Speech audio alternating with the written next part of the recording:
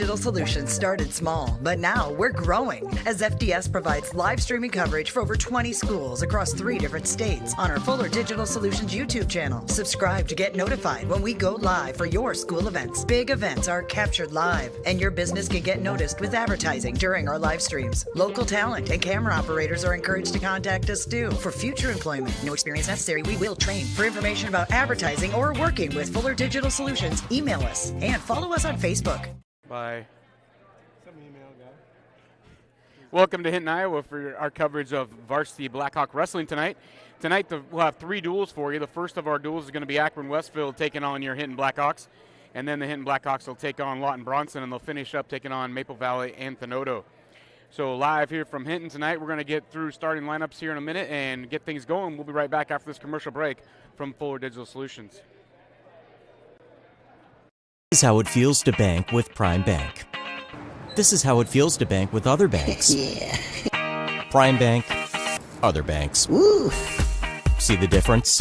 Prime Bank gives you genuine confidence with You Pick Checking, where you choose your reward, points, interest, or cash back. And Prime Bank's mobile banking lets you check balances, deposit checks, and use all the popular payment services. So now is a good time to bank with confidence. At Prime Bank, earn more your way. Member FDIC. We believe in service. That means providing no-limits internet to more than 20 counties in Northwest Iowa. For more than 30 years, EverTech employees and their families live in the communities we serve. We're your neighbors and friends. And EverTech has been there when others haven't. And we continue to invest, build, and upgrade our network. We understand that rural Iowans deserve great internet too. It's who we are. EverTech is internet made easy. No contracts, no hidden fees, and best of all, no limits. EverTech.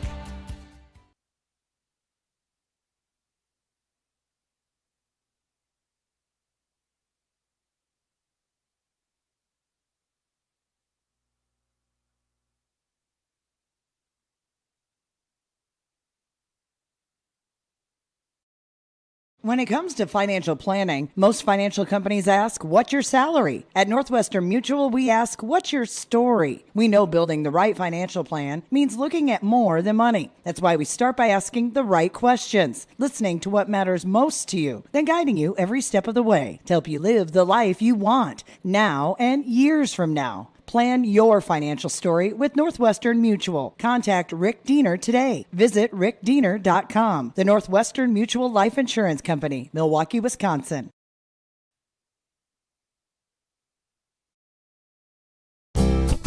You're going to love the view of a Screen Builder's designed outdoor leisure living space. Whether an all-season room, 3-season room, deck, or patio, Screen Builders offers easy installation and a reliable warranty. From construction of new spaces to providing shade to existing spaces or adding Easy Breeze panels to your screen room, start your project at screenbuilders.com and enjoy the views you've been missing. Call Screen Builders, you're gonna love the view. Welcome back to Hinton, Iowa, as we're getting ready for some varsity wrestling action here tonight from Hinton. It's going to be Hinton versus Akron. These two teams just met a week ago. Akron came away with a 39-36 victory, but the lineups might look a little bit different tonight. I know Hinton has a couple people out with injuries, and I do not know for sure what Akron is doing, but every duel could have a different result. So we'll see what happens tonight. We'll be starting at 1:52. You can see the scoreboard in your upper right-hand corner there. So you'll be in real time, or as real time as we can get you with a little video delay, and know what's going on. So I'd like to welcome my partner for tonight is Jan George, going to help me with some wrestling action here for tonight from Hinton for you. Hey, I'm ready to go. Let's get it on. Let's clear the mats. It's hard to believe this is already the last week of regular season for Class 1A and 2A wrestling teams. The season always goes by fast, but this year it seemed to really fly by. Well, you're in that, what we call the grind. It's a constant, Tuesday, Thursday, Saturday meet, and then sectionals next weekend. This coming weekend, I know Hinton is at the KP tournament along with Akron West Sioux. West Sioux, of course, is the 4th-ranked dual team in the state in 1A. But then you have Logan Magnolia, who the Lamar's Invite a week or so ago got really competitive when Logan Magnolia showed up because of snow and ran away with that tournament. Of course, West Sioux is out with Lynett. Lynett's not in the lineup yet. Get it? Lynett not in the lineup. Yeah, but who knows when he'll be back on. But that was probably a 20-point difference up there. And it looks like tonight we'll be starting at 152 for Hinton. It's going to be. Looks like Brogan Lake is out there.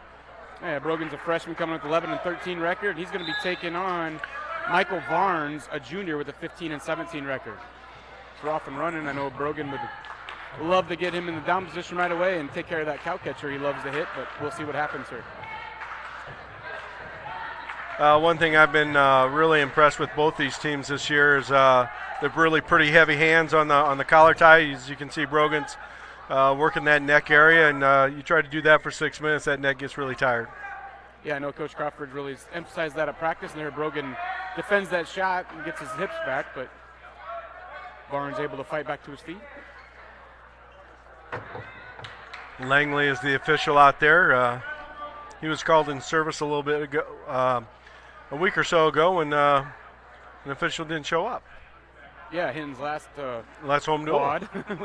We're looking for an official. We're a little late getting on the air, but tonight everybody was on time, and we're off and running on time. Well, like anyone else, they get ill too. So. Yeah, exactly. But we got some good, they're fighting on the edge there. The Akron kid tends to back to the edge, and if I was Brogan, I'd shoot him out. That's where you're going to get your stall calls. Oh, and not being nice physical. Big mistake there, and Brogan chasing after that pass. Went in uncontrolled and gave up a nice high-level double takedown there by Michael Varnes of Akron. Yeah, so Varnes takes a 2-0 lead here in the first period. It's about 25 seconds to go. First match of the duel, first matches of the night. I talked to Coach Crawford earlier. I don't think there's going to be any JV matches in this particular matchup, but that could always be added later. We'll let you know if that happens. But this is varsity action at 152 to start us off. Varnes able to get some near fall here at the end of the period. Lake trying to fight off the fall, and he does so, but that's going to be 2 back. So Lake's going to be trailing 4-0 as we head to the second period. And a lot of that was set up. Brogan had a nice snap down, kind of a sweep move, but then he went running after Michael Varnes, and Michael was able to turn that into a 4-point lead. Hopefully they reset that clock there. It's set at 3 minutes right now. That's going to be a problem because it's only supposed to be 2. Lake had the decision. He deferred. And that shows down, I believe.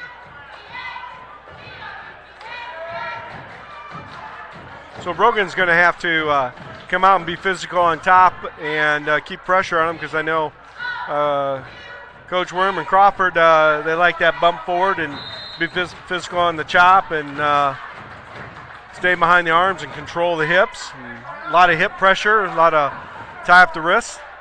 Try to keep that what they call seatbelt rides that they're working on. Right.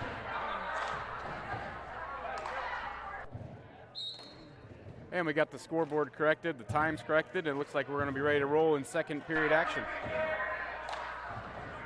Once again, you're watching Hinton taking on Akron in the first duel of the evening. We'll have Hinton and Lawton Bronson next, and the last duel of the evening will be Hinton versus Maple Valley Ampanoto Charter OQ.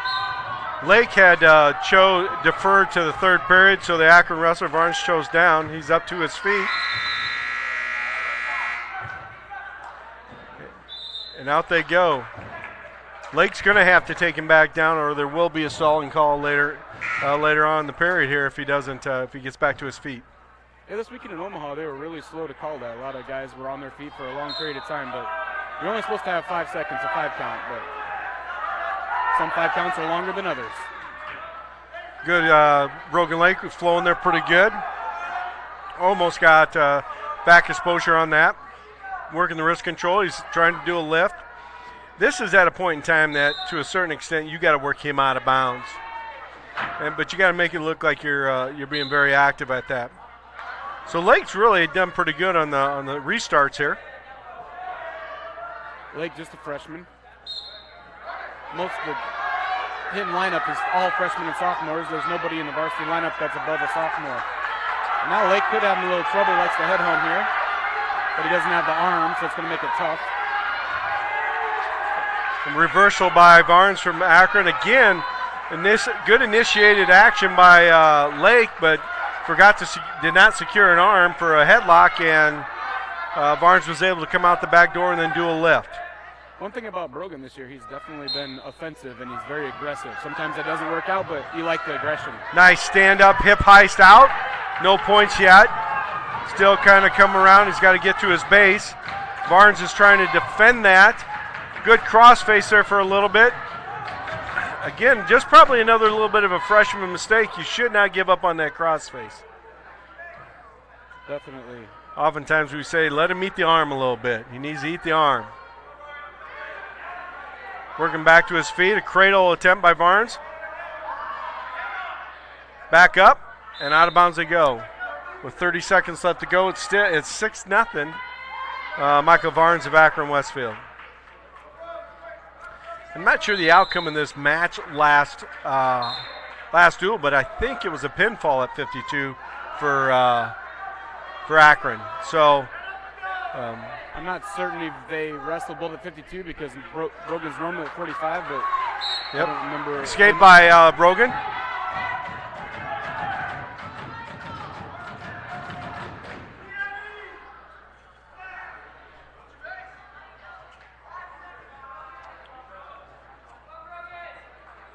Again, if I was Brogan, I definitely would shoot him out of bounds, because with the Akron wrestler continually backing up, shooting them out of bounds shows to the official that that's all that guy is doing is backing up. You get a stall call that way. Yeah, that's how you're going to draw it.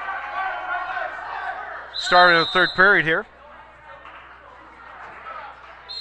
Lake on the bottom, up to his feet, peeling the hands away. Headlock, roll through. Good attempt by Lake on the headlock. Nice roll through by Barnes from Akron Westfield.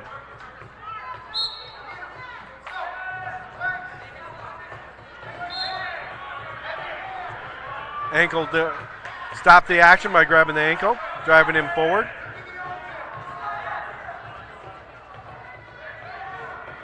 Little hip heist there. Lake comes up and he's out for one. 6-2 with 1:35 to go in the third period.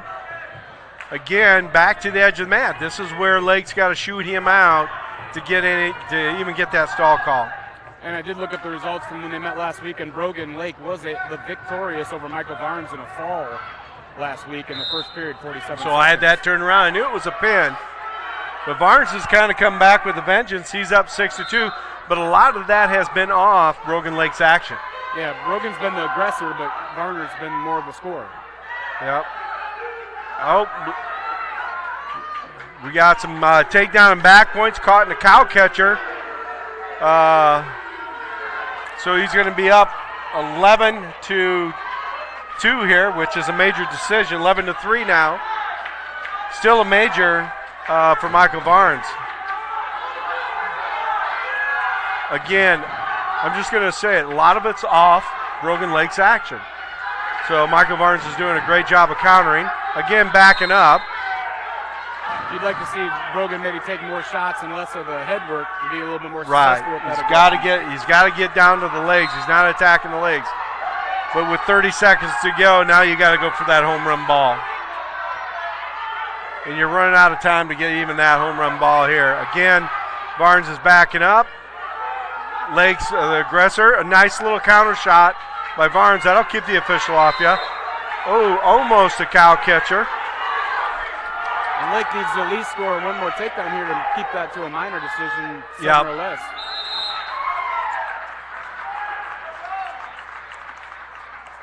Again, he's going to try to go for an over-under.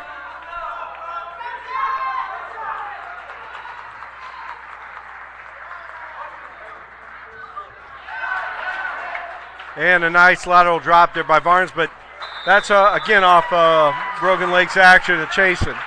No harm, no foul there at that point in the match. You're just trying to get back in it. So Barnes is going to secure a 13-3 major decision over Brogan Lake of Hinton. So Akron leads 4-0 as we move to 160, which will be Gabe Anderson. Gabe Anderson for Hinton comes in with a 20-21 record, a freshman also. He's going to be taking on Caden Joy, I believe. The sophomore is 13-14 coming in. And I believe this ended in a pin last week. I'll let you look that up. Looks like Caden Joy had an 8-4 decision over Gabe Anderson a week ago down in Westwood. So Gabe would like to continue that or better for the Blackhawks and get this tied up or at least close the gap. Gabe won that last week? 8-4.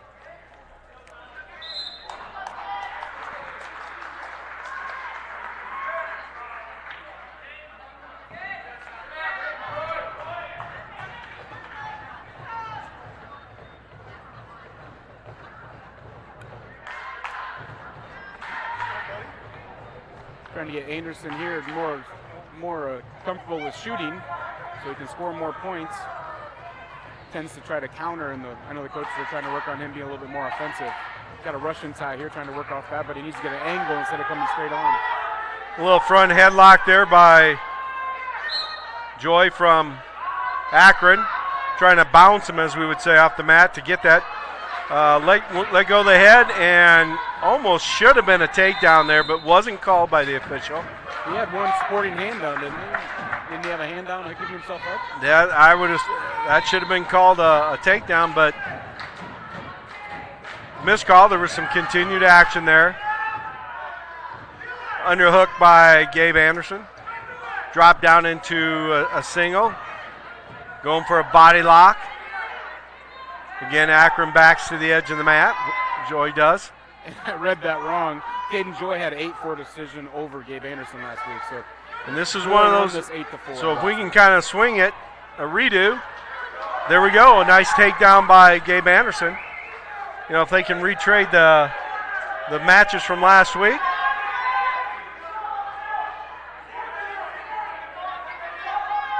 Anderson's got to get him broken down here. Getting broken out, looking for a chicken wing. He's got that. He should secure a wrist. It doesn't quite have the chicken wing in. Lost that. Wrist control now. With 16 seconds left to go, he's up. Gabe Anderson's up 2-0. A lot of hip pressure. A little cut and jam there. Up to his feet is Joy. Got a lift again. No loss of control there at the buzzer. So it stays 2-0. Easily could have been a 2-1. Having a little trouble with the clock here. It keeps resetting to 3 instead of 2. Must have been some college wrestling here at some time. I wasn't aware of it, but there must have been.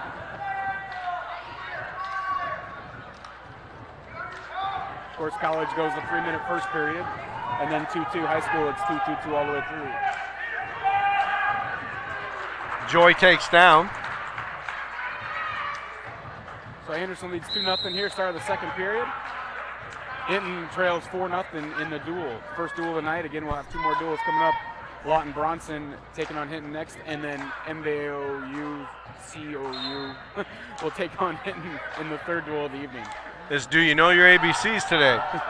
Joy stand up, breakdown by Anderson, out of bounds they go. Joy's already earned himself a caution by not getting set correctly by the official.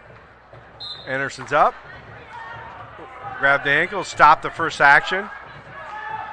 Anderson's got a claw ride going. Now he's back to working on wrist control.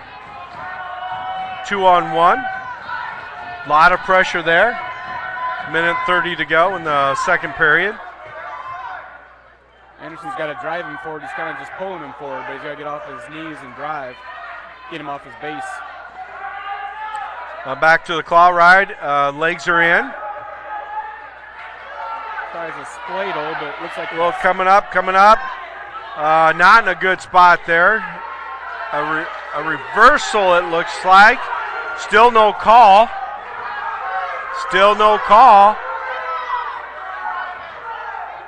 Two reversal. Joy is trying to work a cradle. Anderson got just a little bit too high. Needs to know how to ride a little looser on those legs and feel that coming. And now Anderson just wants to work back up and get an escape here from the period so he can take the third period with the lead and the choice. And choice, that is correct. Cross face by Joy, looking for that cradle, trying to get that cradle or butcher action. Looks like he's not coming out on, there he goes. He's going to try to go for that butcher, but he doesn't have a lot of pressure on that, and up he comes with 25 seconds to go. If he pop, there you go. You got your point there, Coach. Anderson's shot in on a double. Right at the buzzer, 2. Those are big points. That's big points. Now you go into the third period up 5-2 with 9 seconds to go in the second period. We have blood time here on Anderson. So while they're taking care of that blood, we're going to take a timeout. You're watching Hinton Varsity Blackhawk Wrestling action. We'll be back in 30 seconds on Fuller Digital Solutions. Rural customers deserve great internet too. You deserve EverTech's No Limits Internet and the quality local services that comes with it. We've dedicated 32 years to bring customers like you reliable and unlimited internet, up to 50 megabits across 22 counties. It's internet you can count on. Call or email our Everly office to get started. You and your family need internet with unlimited use, no contracts, and no overages. You need EverTech. Visit evertech.net to learn more. EverTech, internet where you live. Or not. Up near my parents. All right, we're back at Hinton here as you're watching varsity wrestling action. Blackhawks taking on the Akron Westfield Westerners. And you're watching Gabe Anderson at 160 taking on Caden Joy of Akron. There's about 9 seconds left here in the second period. Anderson's on top. He should just lock that thing up. Coming to there's no hands are locked. Anderson's choice. Anderson leading 5-2 after 2 periods. Looks like he chose down to start the third period.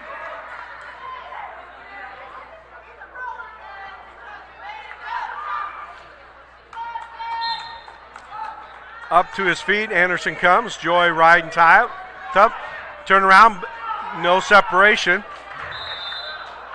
Anderson back down. That took 9 seconds off the clock. Anderson got up quickly there, right to his feet, but was unable to break the hold of Joy.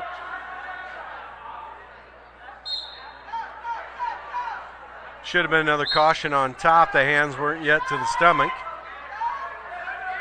Hooked the leg. Anderson's trying to peel away, and nothing yet. Nothing. Yeah, what I'm seeing now from the Akron wrestlers is when they do get up on the feet, they're going to let you turn around so they can shoot that deep double right off the bat and try to catch you on your back. So Linton needs to cut away a little bit more before they turn and face him. Second caution on the Akron wrestler. Didn't have the hand above the elbow. Blood time again on Anderson with 1:38 to go in the third period. Hinton trails 4-0 in the duel here. First duel of the evening. We have 2 more duels coming up after this. Derek Anderson wrestling Caden Joy of Akron Westfield. I bet it's a joy to wrestle out there. It's always a joy to wrestle. As I'm looking at the starting lineups here, both these teams are pretty young. Akron has looks like a couple seniors in the lineup and a junior, but for the most part, they're freshmen and sophomores, and Hinton, of course, is 100% freshmen and sophomores in the varsity lineup. So, but just to note that the number 2 ranked 106-pounder is Kayla Morrow of Akron Westfield. We'll see him tonight against Stahl. They're going to try to win it on their feet, so an intentional release by Joy. So they're up on their feet. Anderson's now up 6-2.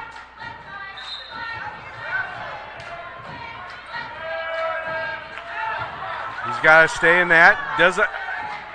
He's got to protect his legs on that. Joy is digging in. Anderson stuffing the head. Needs to keep that stuff. I keep that buried, that head right there. Number 1, it takes time off the clock.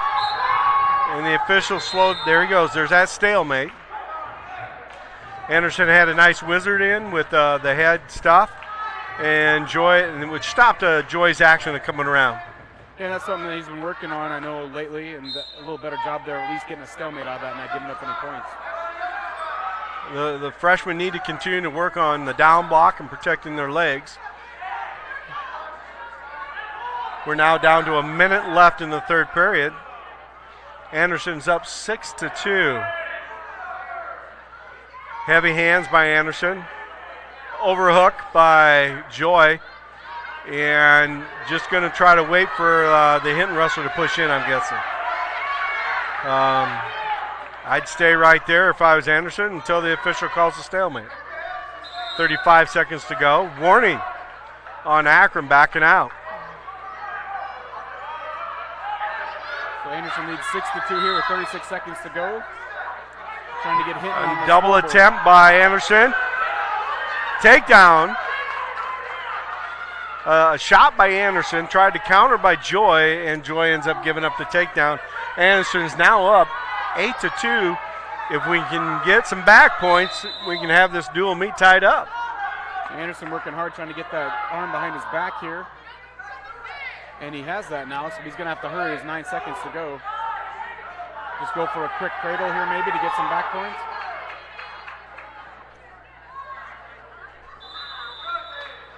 And we flipped the matches from last week.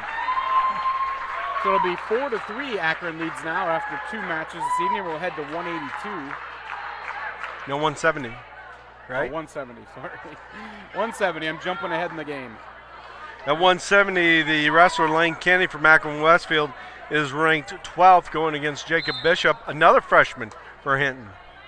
And Jacob Bishop comes in tonight at 20-11. And Lane Kenny comes in 28-8, the junior. So Kenny he is a state Bishop. qualifier from last year. Very physical, as you can see there on that first takedown.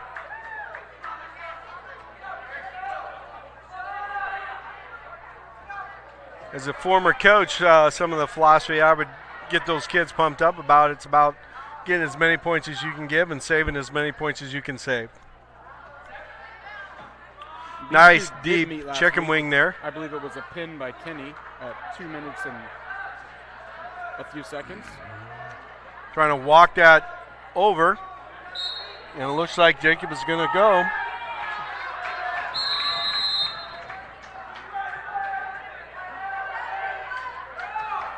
They are out of bounds, but you can still secure the pin there. But Kenning's arm is underneath the shoulder blade. So it's going to be a 3-point near fall. So Bishop trails 5-0 here with 59.4 seconds to go, first period.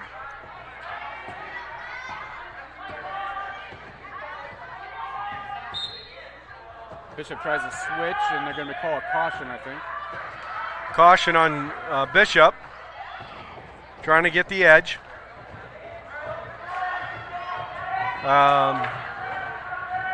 Kenny was a state qualifier last year for Akron. Had a real good sectional district tournament because that was one of the tougher districts and sectionals.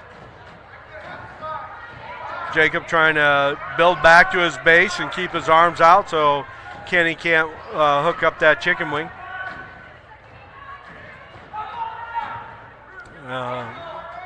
Kenny kind of sitting on top of the hips, though, making it very difficult for Bishop to build back to that base. Lots of hip pressure. Trying to wear Jacob down, which, you know, with that much pressure, that wears you out down below. 20 seconds to go, first period. Bishop down 5-0 to Kenny of Akron Westfield. Nice crossface there by Kenny. Looking to cradle it up with 13 seconds to go and get some back points here before the end of the first period, but Jacob was able to stretch it out there and fight that off. And that's going to bring it close the first period, so Bishop will trail 5-0 heading into the second period. It's Bishop's choice. He's going to defer, and Kenny chooses neutral. So we'll start in the neutral spot with Bishop trailing 5-0 at the 170-pound match. This is where Jacob Bishop is going to have to get a little more physical and take some chances. Yeah, I know the coach has been trying to get him to open up a little bit more. He has a good shot. He doesn't know. Nice little attempted sweep single there. Kenny is able to down block on the back legs. Now he's stretching Jacob out and he's going to try to turn it into an offensive deal, which he was able to do. Blocked the head and turned the corner. Coming back with a butcher. Cross-face cradle is what he's looking at. This is where Jacob needs to make himself long and wide And when you're as tall as Jacobs, that's what you need to do. And Kenny's awful tall too, so. He's got to work the hands and stretch out those legs as much as he can. Yep. Which he does. He's able to get back to his belly at least to avoid near fall. So it's 7-0 with about a minute to go. A lot of pressure by Kenny on Bishop. Bishop is fighting hard to maintain a base,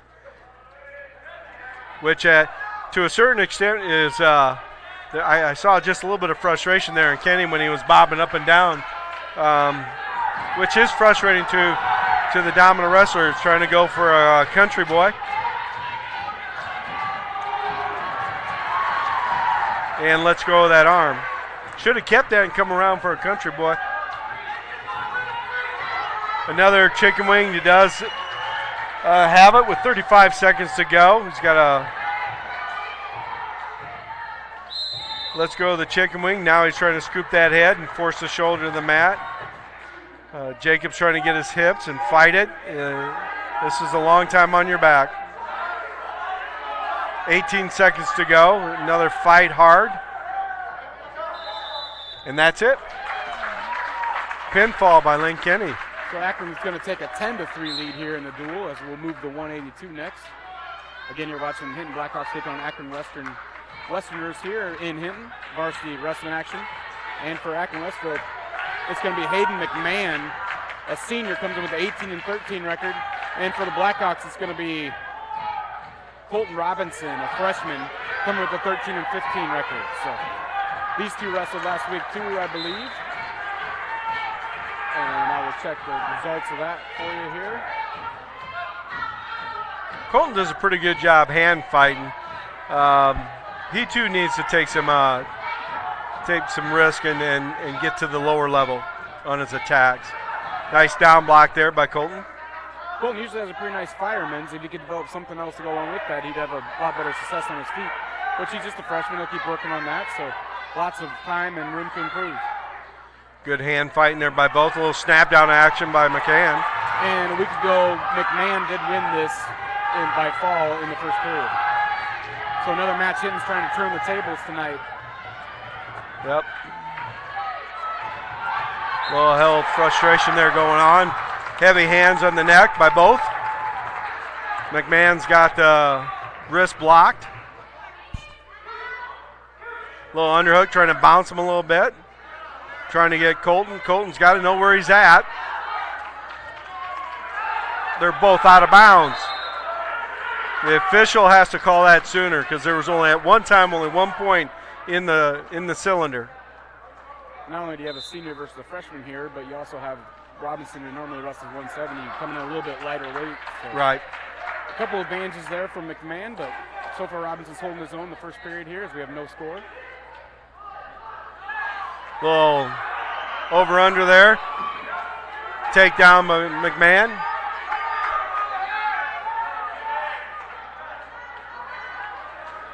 Just a takedown out of that. Robinson was able to fight that off.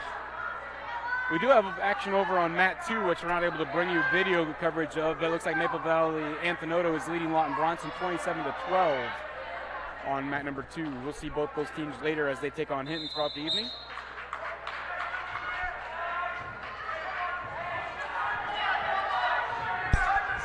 Getting a restart here with 11 seconds to go.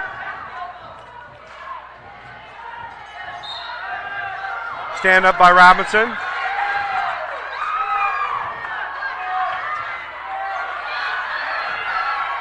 Little sitting on top, nothing there. Nothing there. I have a very bad view, but that wasn't locked hands.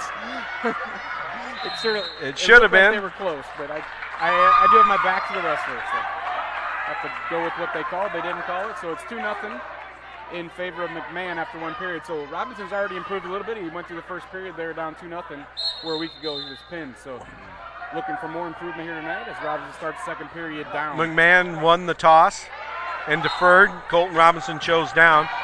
Tripod by Robinson.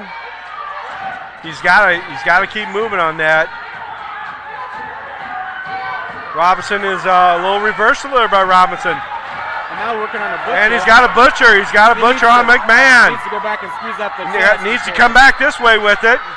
squeeze at the chest before he goes over. Yep, needs to secure it, needs to get off his knees. Needs to come right back with it. There he goes. He's got a cow catcher. This could be reversal of fortune. Yes. It is. So Robinson with the big pin at 2:35. Robinson gets the pin, and he's going to close that gap to 10-9 in favor of Akron Westfield. So that is one of the reversal of fortunes that the Blackhawks needed from last week. And in the 182-pound match, we have Ian Blow of Akron, and we know his dad. 195. 195.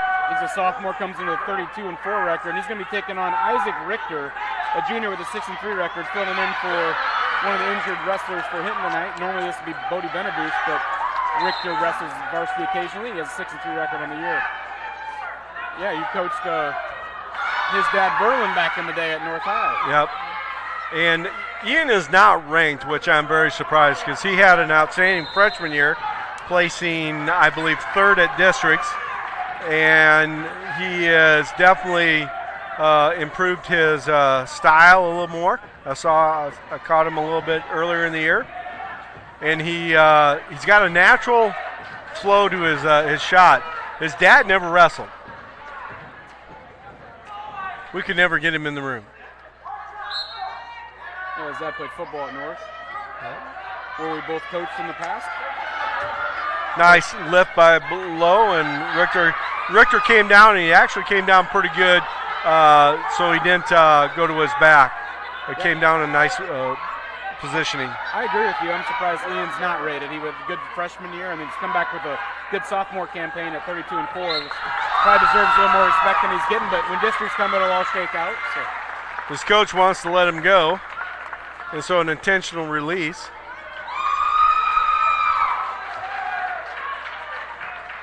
Richter hanging in here, 2-1 here with 45 seconds to go first period.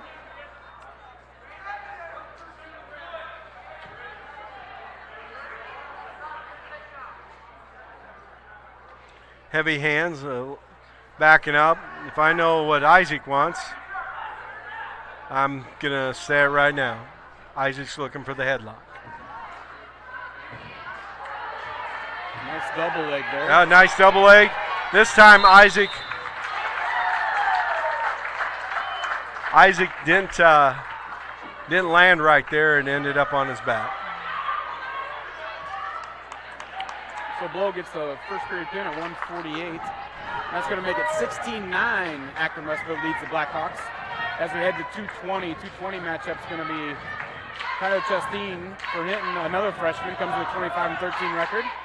He's going to be taking on Carson James, a senior with a 24-9 record. Carson James is another one of basically their heavyweight area from the standpoint that they're pretty loaded from about 170 to 220 to even heavyweight. And these two met a week ago with Carson James with the fall over Chasteen in the second period. Good heavy hands. Chasteen also he's got a natural feel to throw, so. I was just going to say that Chasteen does have a chance at anybody because he's not afraid to get in those scramble spots, and right. He comes out on top on some of those. He's pretty good at them. So.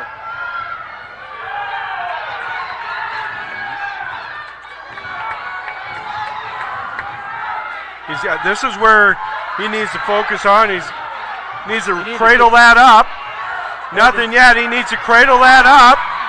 Again, he's got to come harder with that crossface there. He's giving up on it a little too early. Yep. He should have at least gotten 2 out of that, and he's going to end up with possibly nothing or giving up a takedown. He needs to keep a whizzer in there. Right now he's got his arm draped over. Big lift by James. Back to the belly. They go down the mat. James secured the 2 out of that. Again, those are the little things that freshmen makes a mistake, and you got to learn from your previous mistakes. And he needs to get his head up off the mat. James is riding tough. He's pretty heavy. Riding heavy there. Well, Tyler just wants to get back to his feet and get a restart here where he has a better chance. Right, with 25 seconds to go. That takes a lot out of you, and head on the mat, that just helps the top guy get that chicken wing.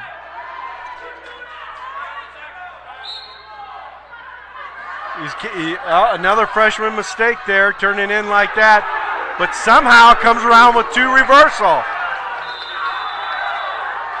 Justine with the flurry at 2-2 at the end of the period. And actually had him on his back if there had been more time. But so sometimes those freshman mistakes work and sometimes they don't. That time it worked. That is right. James chooses down. Justine comes on top. Nice first action stop by Justine. James building back to his base.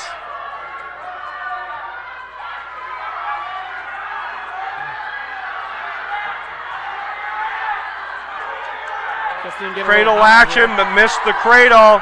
He's too high. Good, he come out of that just right. I don't like big guys with the legs unless they're 6'5", 6'6", like Derek Anderson from last year. Yeah, it's a little tough to keep your legs in and then stretch them out like you need to. He's not in real good position there. He needs to climb his hips back up on top because he's off to the side. But. Yep, he needs to come up. He needs to come up. Now he needs to bail. He should have bailed.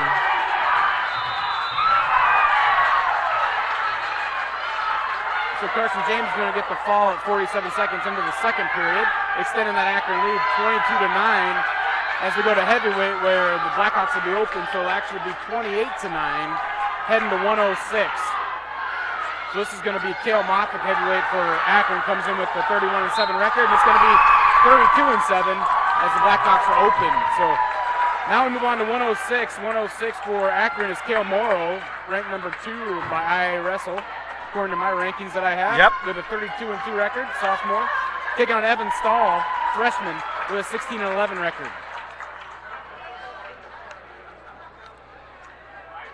And it looks like this is where the cat and mouse game comes in. And maybe it looks like Hinton's going to be open. They'll give him the 6, so it's 34-9 in favor of Akron. But now this is where Hinton could get going possibly. Hinton, this is Hinton's kind of, and this is their tough string of wrestlers here. Missing one of those wrestlers that helps fill these weights here. Nicholas Lindley usually fills in here and helps him fill all the weights up to 145. He's not available tonight. He's out of town with some family. Stahl's wrestling Ben Phillips of Akron. Phillips is a sophomore with 11-13 record. Stahl freshman, 16-11 record. Stahl gets behind him here, he'd have 2 points. He needs to grab that ankle and spin behind for the points. Got 2 there. A lot of us, you just got to get to that feel right there. Now this is where I definitely would crossface, right here. Yeah, we'd be better off crossfacing than reaching behind the head here, but it may work out for him. Stahl trying to work that half. Needs to break him down for that. He needs to walk that big mate. He needs to walk it like a clock now. Big steps here. He got almost at a full Nelson there. He didn't, very close, but didn't do it. You can do it if you don't get caught. You've got to be quick about it usually, otherwise they're going to call it. Usually they call it even gets close to it. See, this is where a freshman mistake there. He came out too much in front. Phillips is coming with a crossface, trying to get that crossface cradle. He's got it.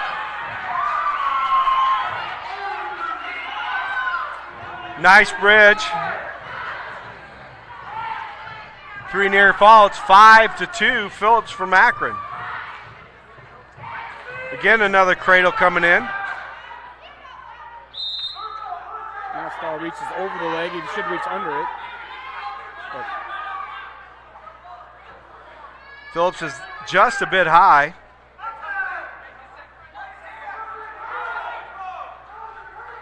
Ten seconds to go, first period here. Stahl trails by 3 to Phillips of Akron Westford. Another cradle there by Phillips. No points right at the buzzer. But Stahl's got to be moving or that cradle's going to keep coming in by Phillips. He's got to keep his head up and just stand up and get out of there if he's in down position would be the best idea. Defer by Stahl. Phillips chooses top. His coach has to choose top. I would too if I just cradled the kid twice. Yeah, he's had to suss that cradle, so I'm sure he's coming right back to it. I'm sure Coach Crawford instructed Stahl to just keep his head up and stand up. But no movement on the bottom there by Stahl.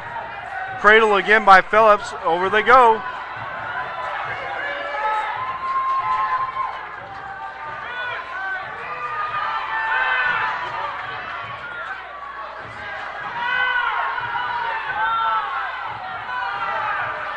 He must have that shoulder up just enough.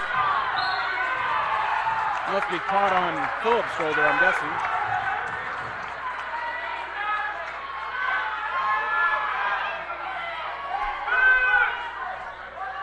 Stahl is actually taking his own mouthpiece out and he's doing it. Yep. So that's going to do it. It's going to be a fall. At 2:40, Phillips is going to get the fall in the second period, and Akron's going to send that lead to 40-9. And a lot of that action was the lack of movement off the bottom there. Yeah, you set in the bottom, bad things happen generally. So if you can get back to your feet and get a restart, good things generally will happen to you. So at 120. It should be Ethan Sakow for Hinton, I believe, but no one's checked in yet. We're waiting to see who's going to actually report. Well, Akron has to declare.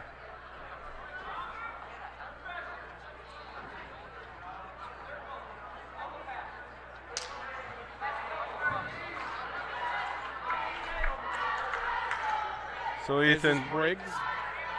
I believe this is Dexter Briggs for Akron. The freshman comes with a 6-6 record.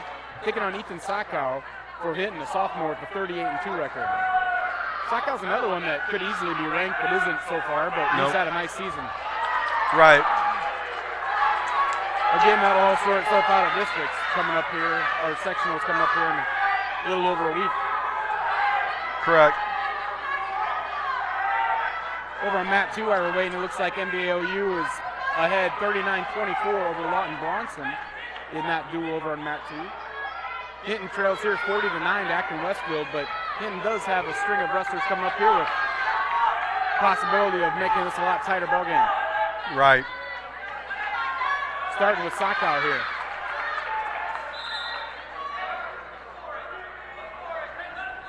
Sakow on a low single. Right up with it immediately, tries to tree top it. Now he's going to trip, I believe that's Biggs from... Nice little counter there by Briggs, who comes right on top. No 2 yet.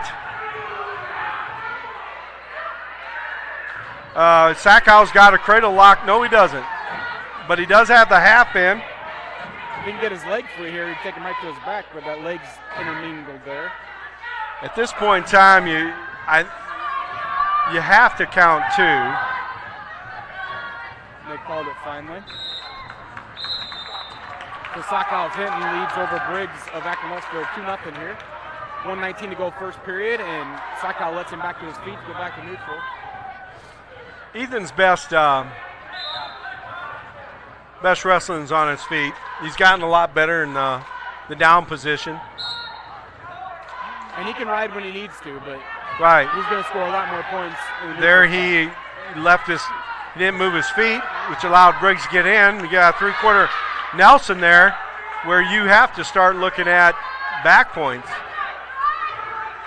Well, you have to award the 2 first, right, before you can do the back points? Yep. Which he hasn't done either of those things yet. And now he gives the 2. So now a back count was started, but Briggs able to fight off momentarily.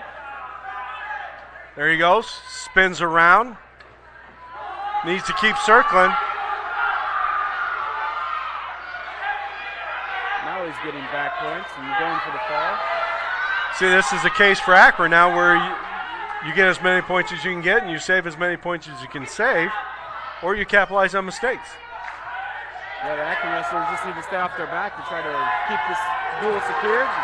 Hinton needs to come with some pins to get back into this. 10 seconds to go first period. Sakow of Hinton still on top, trying to turn. Chicken wing half there. No back points. So at the end of one period, Sakow leads 6-1 over Briggs of Akron Westfield at the 120-pound match. Sakow defers his choice, or actually he chose down, I believe. And then Briggs has blood time. So with that, we'll take a quick timeout. You're watching Full Digital Solutions coverage of Hinton Blackhawk Varsity Athletics.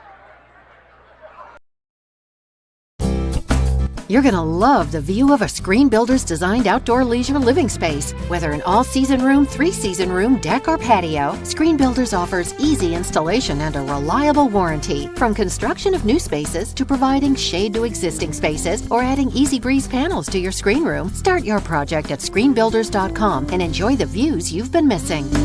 Call Screen Builders, you're gonna love the view.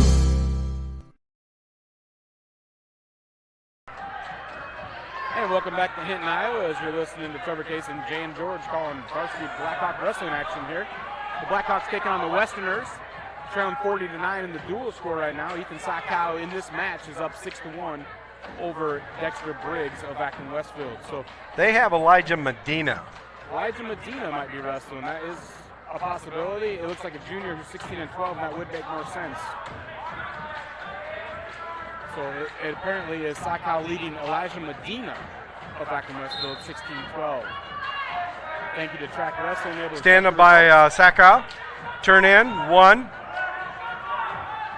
This is where Ethan, who is the shorter of the two wrestlers, needs to get out from that over-under.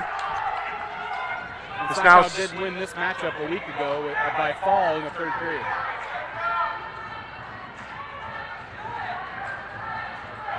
And Ethan's got a nice little fireman's too if he hits it, if he can get that arm out. There it is. A little Right dump, to his back, right to his back. There's almost demanded by should have been back points there. Should have had some count. I'm always going to question officiating because that's me. Sitting in front of me is Doug Manley, a former standout official. I think for old time's sake, he wants to take a team point away from you. I think Doug Manley did warn me. I saw the eyes.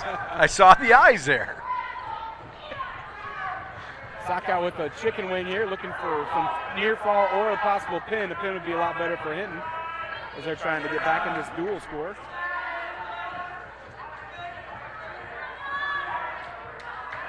Should be counting. Should have been counting. And he was. He just didn't single it, so he did a little bit. But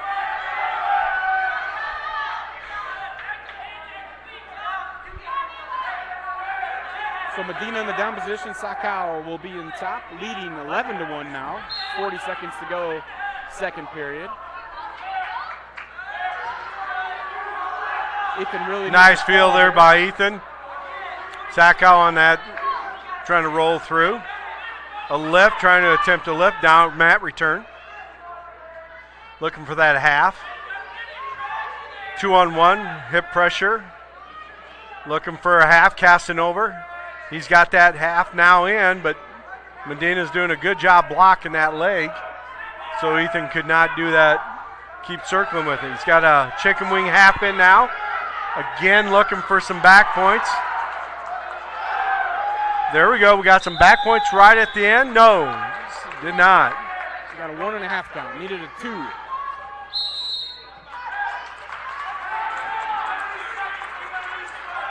It'll be Medina's choice. He chooses neutral to start the third period. So Sakow leads 11-1 over Elijah Medina of Akron Westfield here at 1:20. One thing about Ethan that he's improved on immensely this year is his positioning. He stays in good position in his stance and he stalks, he doesn't chase. Yeah, he's really improved, and he's improved over the course of this year too. He's really been working hard. So hopefully well, inside, nice shot in on the leg, left, looking for some back points here, 2. Takedown, coming right in, he's got the legs crisscross. Speaking of officials, we got another official clawing his way up here. Mark Caputo making his way to the nest. He just got back from the eye doctor. 1:15 to go. It's 13-1. He's got to walk the head. He's got to power half that there. Again, this is where Akron's trying to save some points. Yeah, Medina here just trying to avoid the pin. Not really concerned about the score. Sakow would be favored in this 50 seconds to go. He's fighting hard. Medina's putting up a good fight there.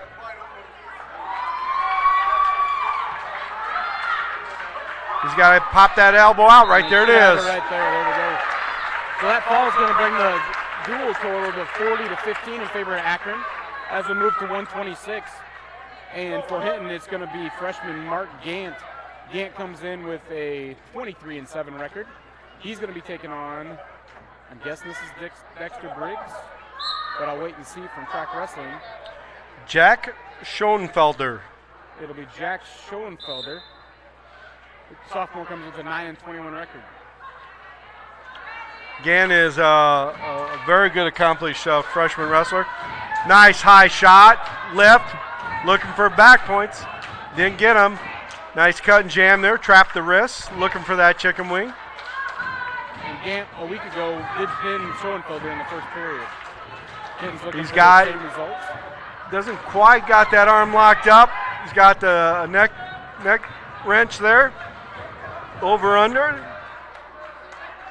He's got it locked in, and it looks like it's over. And that'll close the dual score to 40 to 21.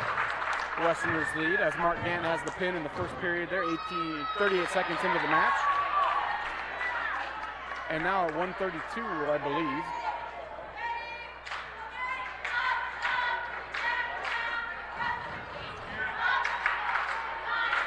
For Hinton, it's going to be Gage Morgan. The sophomore comes with a 28-13 record. For Akron, waiting for it to come up on track wrestling. Kyle Hebert. Kyle Hebert with a 10-17 record, a freshman. So Gage is a sophomore who's also made some great strides. Spends most of his days working out with Kyle, and them two have kind of pushed each other throughout the season. So it's Morgan of Hinton versus Hebert of Akron Westfield. It says 138 in the scoreboard, but I believe this is the 132-pound match. Well, we moved up. Everyone moved up a weight.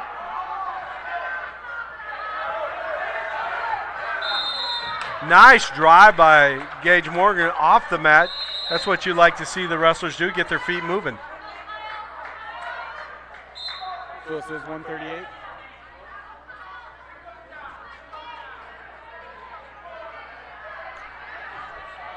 Minute to go. All the shots have been by Morgan from Hinton. And double leg, a little flop roll by Schoenfelder. Hebert. Match off. Come around for nothing. Two there. Gage wants to put a half in right now, and he'll have it. That was so close. There again. Relaxed on the edge of the mat. Gave the Hinton wrestler an opportunity to come back and recover. That was good. Chicken wing. By Morgan there to get the reversal. Double chicken wing by Morgan. Now he wants to take big steps and drive him over.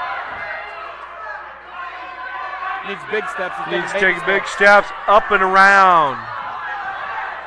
Fall behind the elbow there. He's got to get back above it. He's going to... 13 seconds. He's below the elbows. I'm surprised that wasn't stopped. But coming to the end of the first period here, it's 2-0. Morgan.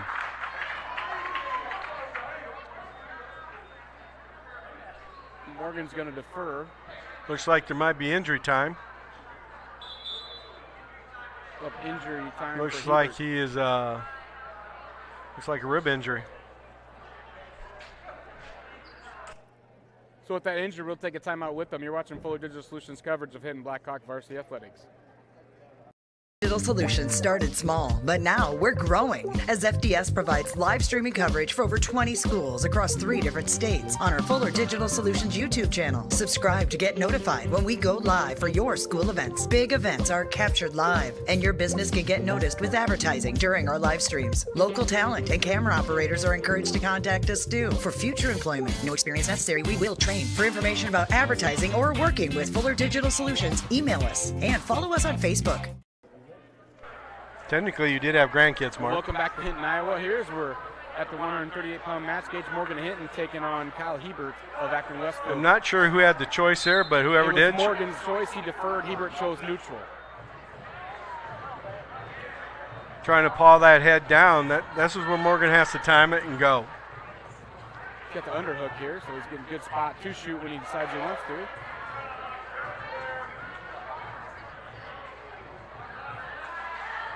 I cannot fault the aggressiveness of the Hinton wrestlers. I would say most of the matches, they were the aggressor, except for a couple. Yeah, it hasn't always worked out in their favor, but when you got a bunch of freshmen and sophomores, sometimes that doesn't. But the effort's been good tonight. Double leg by Morgan. Again, shoots him off the mat. Morgan leading 2-0 here in the second period. 138-pound match. And in the duel on the other mat, which is over, it was Maple Valley MVAOCU 43, Lawton Bronson 36. Takedown by Morgan on the edge of the mat. And they're calling it out. No, they did give him a takedown. They give him a takedown. Morgan leads 4-0 now with 1:13 to go second period. Over Kyle Hebert of Akron Westfield. Gage Morgan for Hinton. Hebert set now. Morgan covers.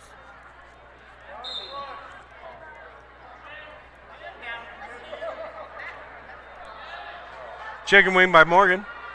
Again, he's below the elbow. He needs to work a little higher on that. The referee's talking about that, I think. Little chin action there by Hebert.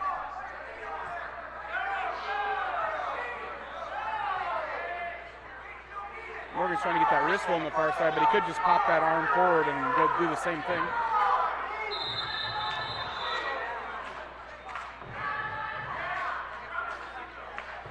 So they stopped to G. Mills half. At that point in time, it looks like there should be a coach's warning here on the corner, but the official should not be over there explaining. Stop for potentially dangerous, right? That's what Correct. 40 seconds to go here, second period. Morgan leads 4-0 over Hebert of Akron. On the G. Mills chicken wing half, if you get it to a certain point, the pressure comes off the shoulder. Yeah, you might have been already past the point where it mattered in that sequence. Trying to pull out that arm, bring it across the center of the back. He's got it. Looking for a country boy. Nope. He's got to be careful not to bring that arm up. Sinking in. It's 5 seconds to go. It'll be 4-0 at the end of the second period. So it should be Morgan's choice here as he deferred. Gage Morgan of Hinton chooses neutral. Wrestling Kyle Hebert of Akron Westfield. What was the result from this match last week? That's a great question. Let's see what it says. It says that Gage Morgan won by fall in the first period. Over Hebert? Over Hebert. Hebert's improved. Again, I wasn't there to see it, but could have been off the takedown, and they're up on their feet. Morgan shows neutral. Shot by Hebert. Has a hold of the leg. Morgan's got that crossface. Again, he needs to come back and make sure Hebert eats that. Again, looks like Morgan's going to come around and get the two. Nope, nothing yet. Hebert's sucking that in. Morgan's got to get his base back up. He's got to get his knees and gives up the two. Allows a crossface from Hebert. Nice crossface. 1 minute to go in the match here. Gage Morgan Hinton leads Hebert 4-2. No movement off the bottom. Hebert's just draping. Now we had a full Nelson. Full Nelson there by Akron. So it's 5-2. 48 seconds to go. This is the last match. No, there's one more match in this duel. Stand up and release. 6-2. Double leg by Morgan, who has got to understand that that's what the kid's going to do. It's kind of a junk roll, but if done just right, you end up on your back. Got to hold the leg. Hebert's got the ankle. Still no takedown. Probably looking at 20 seconds to go. Soon. Morgan's not circling, so this is where he's going to give up the 2. 12 seconds to go.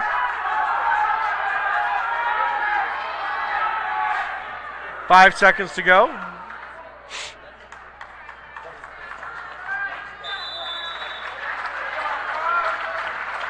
Gage Morgan Hinton's going to win 6-4 over Kyle Hebert of Akron Westfield. That's going to draw this dual score to 40-24 for Akron Westfield. And we're moving to 145. It'll be Michael Luch for Hinton. Luch is another freshman coming up with a 23-13 record. At this point, I'm tired of guessing who's up for Akron. I'll just wait for track wrestling. Track wrestling hasn't updated yet. We have Michael Luch versus Connor Wendell. Connor Wendell is a sophomore, comes with a 15-14 record. And these two wrestled last week, I believe.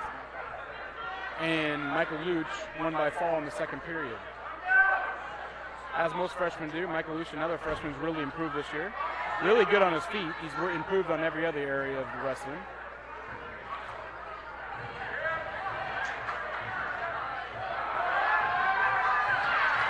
There was kind of a scramble there by both of them. Both of them had equal opportunity to secure the 2-point takedown, and just so happened that Michael was able to come with it. Michael's got to ride just a little bit looser, but at the same time more control. Michael gets himself in trouble when he wrestles out of control. Michael Luch does. Wendell comes around and gets a leg. No reversal yet.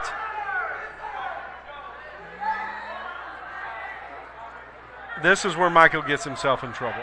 Yeah, stepping over may not be the correct move there. We'll see what happens. He did that during the finals in the Tri-Center tournament last weekend and Omaha Burke. Yeah, Omaha Burke tournament. And right to his back. Yep. That's a freshman mistake, and he'll hopefully learn from those things. But. Right. Caution on Luch.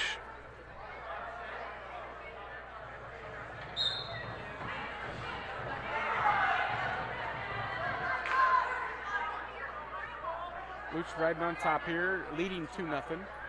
50 seconds to go, first period. Over Connor Wendell of Akron Westfield. Chicken wing by Luch. Looking to scoop another chicken wing. Does he? Well, one thing that really helps is Luch is a pretty strong kid for a freshman. Right. That strength has really helped him throughout the season.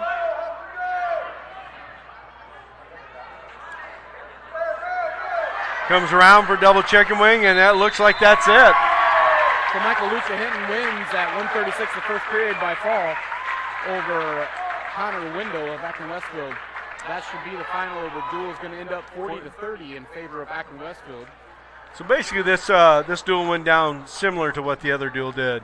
The difference is one of the differences, Hinton was missing a couple of wrestlers that wrestled a week ago. Yep. It could have changed things a little bit, but again, it was basically one match difference when you have a 10-point score. If you can swing one of those the other way, you can come out that way. So that's going to do it for this duel. We'll be back in a few minutes here with round 2 action. You're listening to Full Digital Solutions coverage of Hinton Blackhawk Varsity Wrestling.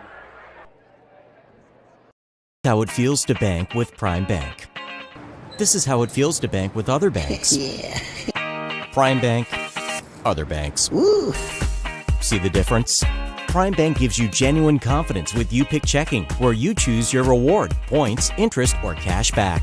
And Prime Bank's mobile banking lets you check balances, deposit checks, and use all the popular payment services. So now is a good time to bank with confidence. At Prime Bank, earn more your way. Member FDIC.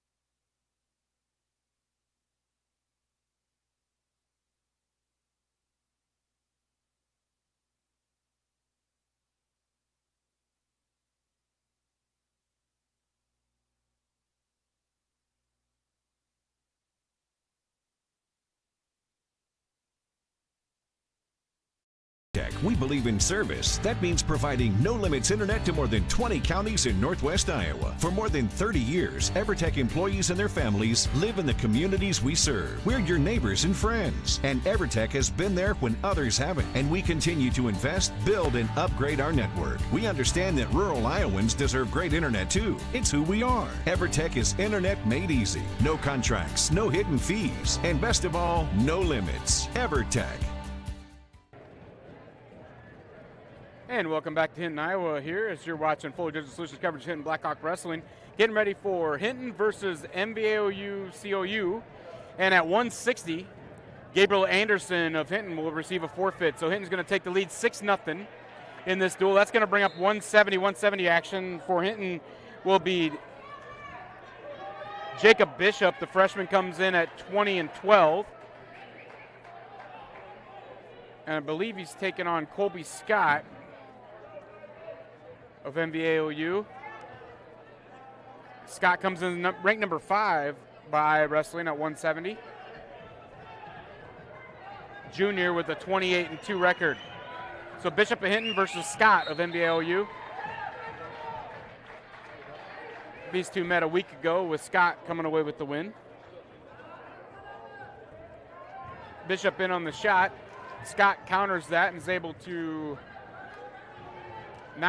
secure the takedown. That'll be 2 points in favor of Scott. Bishop, a lot of movement on the bottom, much better than the last match we watched.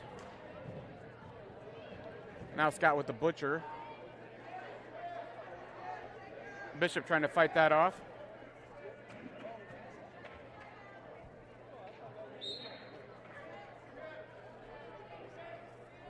Now Scott trying to finish the butcher, and he's slowly climbing on top. Now he's got Bishop in the position to get some near fall. Now he's looking to secure the pin. Bishop trying to fight back to his belly to avoid that fall. Bishop of Hinton versus Scott of MVAOU. The Rams. So now Scott changes that. He's back on top trying for the fall.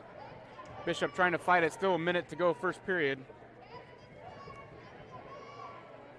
Bishop fighting hard, but you're asking a lot to try to fight for almost 2 minutes. Now Bishop does get back to his belly momentarily. And Scott secures the 3 near fall, so it's 5-0 in favor of Scott over Bishop. Now Bishop of Hinton needs to get his head off the mat and try to move, but Scott does a good job of driving him right back down to the mat. Got the butcher once again. Now he's going to try to transition that to a cradle, cross-face cradle. Has it locked up, sets back. That's going to at least be near fall. And that's going to be the fall. So at 1:48 of the first period, Colby Scott of MVAO wins by fall over Jacob Bishop at Hinton, and MVAO ties it up at 6-6. Checking in at 182 for Hinton is going to be Brooks Benabus.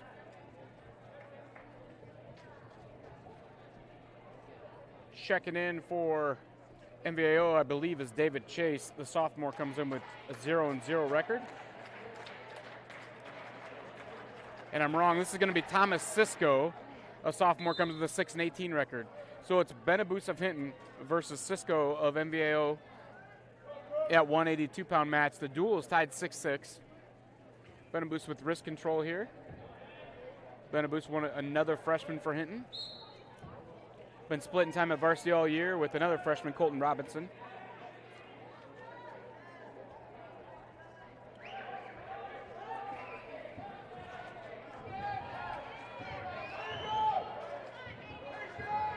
No score, first period here, 1:30 to go.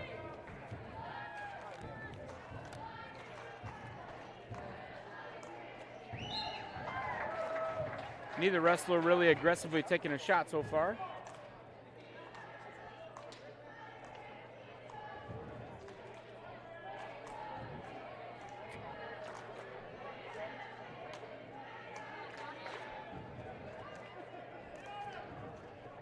Benabus of Hinton versus Cisco of MVAO. COU. The Rams. Be a lot easier if I just go Blackhawks and Rams. Benabus for the Blackhawks, Cisco for the Rams. 45 seconds go first period, still no score.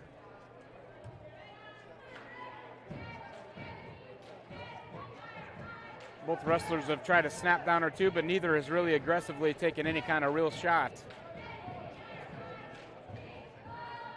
Now Benabus takes at least a half-hearted attempt at a shot and backs out quickly. No score.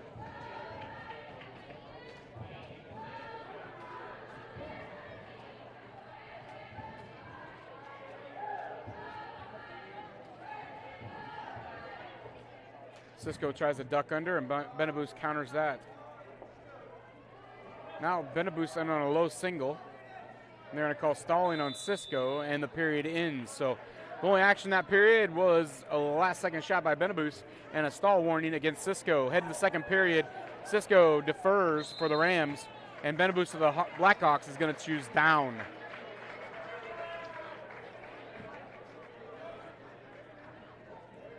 Benabus set. Cisco covers, and we're off in the second period. Benabus to his feet immediately. Cisco lifts, returns him to the mat. Benabus back to his feet again, but no wrist control on the way up, so it's difficult to take off. Now he tries to work on those wrists. Once again, a lift by Cisco. Benabus unable to secure the escape yet, but I would think Cisco would be awful close to attaining another stall here, which will be a point for Benabus as you have 5 seconds to return him. Another lift by Cisco, unable to return Benabus and drives him out of bounds. So Benabus remains down, 1:29 to go, second period, no score.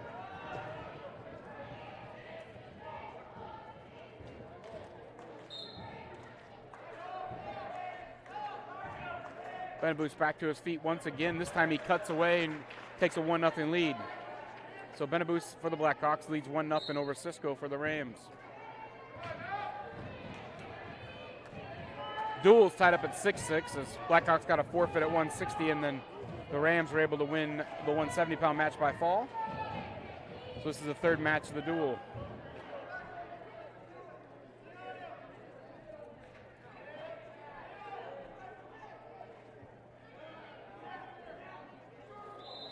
Benabus up 1-0 of Hinton over Cisco of MVAOCU.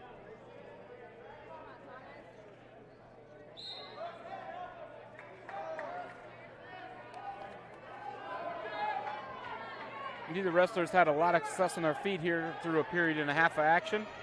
Now Benabus in on a double, and Cisco is going to draw another stall. That'll be 1 point for Benabus, and Benabus takes a 2-0 lead for the Blackhawks as Cisco is dinged for another stall. So that's a stall warning and a stall point now for lack of action. He's backing up and not really attempting any offense on his own.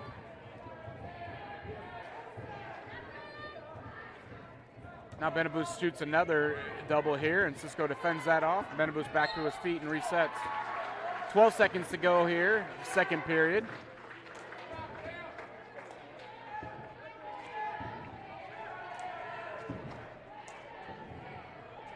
Benabus in on a shot again. Once again, he tries to turn that to a double and runs out of time. So Benabus picked up the action that second period, was able to get a stall call and escape, and leads 2-0. Your scoreboard shows 1-0, but it's 2-0 in favor of Benabus. They're getting that corrected now. We head to the third period.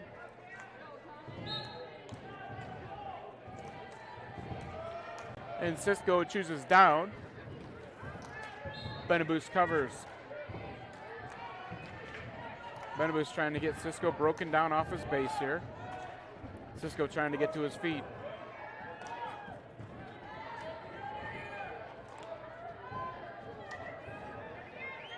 Blackhawks wrapping up the duel portion of their schedule tonight with 3 duels. They lost to Akron 40-30. Now they're tangling with the Rams of MVAOCU, and then they'll take on Lawton Bronson next. But after tonight, all they have left is Saturday at Kingsley in the Kingsley-Pearson Invite, and then it's off to sectionals and districts and hopefully state for a few of the Blackhawks.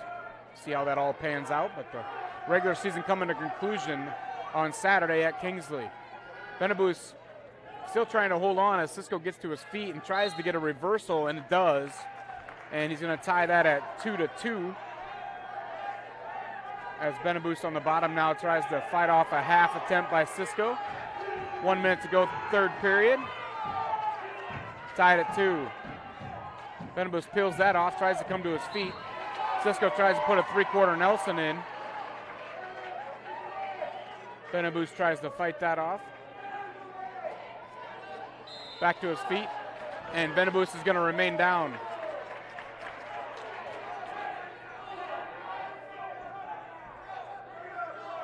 .41 seconds to go, third period.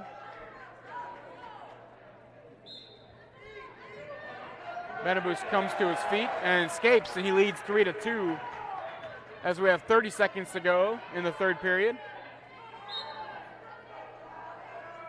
Benabus has gotten a stall warning and a stall point. If he just attempts a little offense here, he might be able to draw another point here and extend that lead. Did I miss anything? Cisco shoots in, and Benabus fends that off. Now Benabus can stuff the head and spin. He can steer two. Cisco trying to hang on, but Benabus is comfortable right here. Up 3-2 with about 10 seconds to go, and now they spin out of bounds. So 7.4 seconds to go in the match. Benabus of Hinton leads Cisco of the Rams 3-2. Cisco has been warned for stalling and a point called. Benabus has no warnings. He can back up as much as he'd like here the final 5 seconds. And a 3-2 win by Benabus. So that victory is going to give the Blackhawks a 9-6 lead over the Rams as we head to 195-pound action. It'll be Isaac Richter of Hinton taking the mat at 6-4, the junior. And I believe he's taking on Mitchell. Adam Mitchell, the senior, 17-11. I love him. Their uniforms, they have the names on the back. And I also believe this matchup took place last Thursday night in Lakeview. And I believe it was a victory by Mitchell in a decision. Richter's got a circle around, or the official should ding him for stalling there. He's going right back, backing up to the out of bounds line. And this is where, if I was the official, I would definitely hit a. And he does, warning. Yep. Saw the signal. And Jan George joins us back on our broadcast here. Trevor Case and Jan George from Hinton as Richter tries to hit a headlock. That's a Richter special there. Oh, takedown by Mitchell. Goes right into a cradle. So at 1:30 of the first period, it's now 2-0. Mitchell's trying to work a cradle and rock it back. Richter is back to his base. Breaks the cradle. Richter's got to be moving. Another stall call.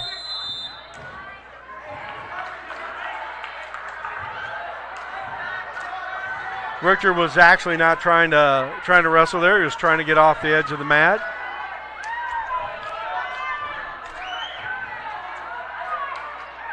And it looks like last week it was a major decision last Thursday night as Adam Mitchell beat Isaac Richter 11-1 down in Lakeview. So Richter trying to reverse that role.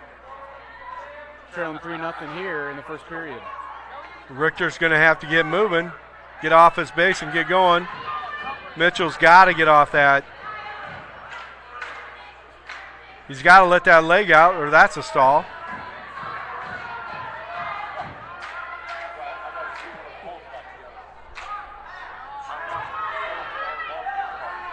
Mitchell, far ankle, far knees.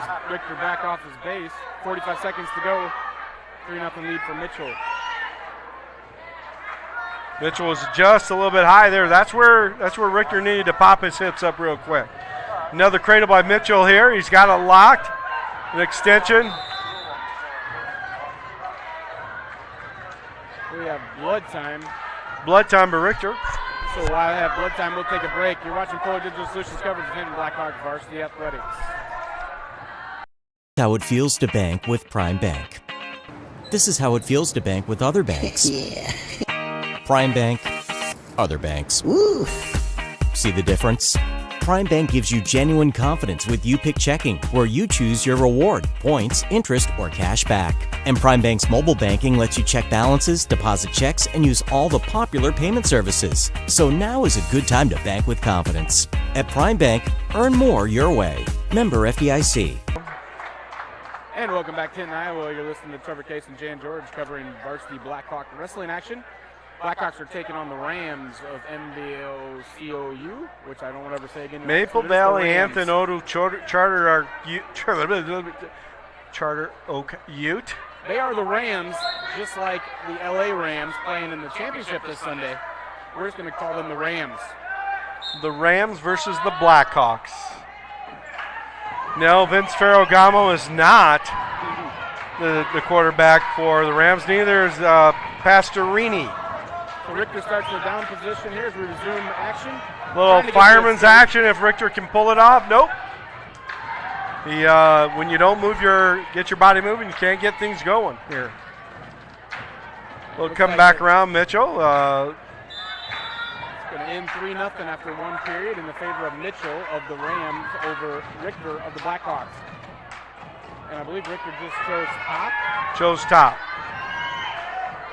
It's a bold move, Cotton. It's a bold move.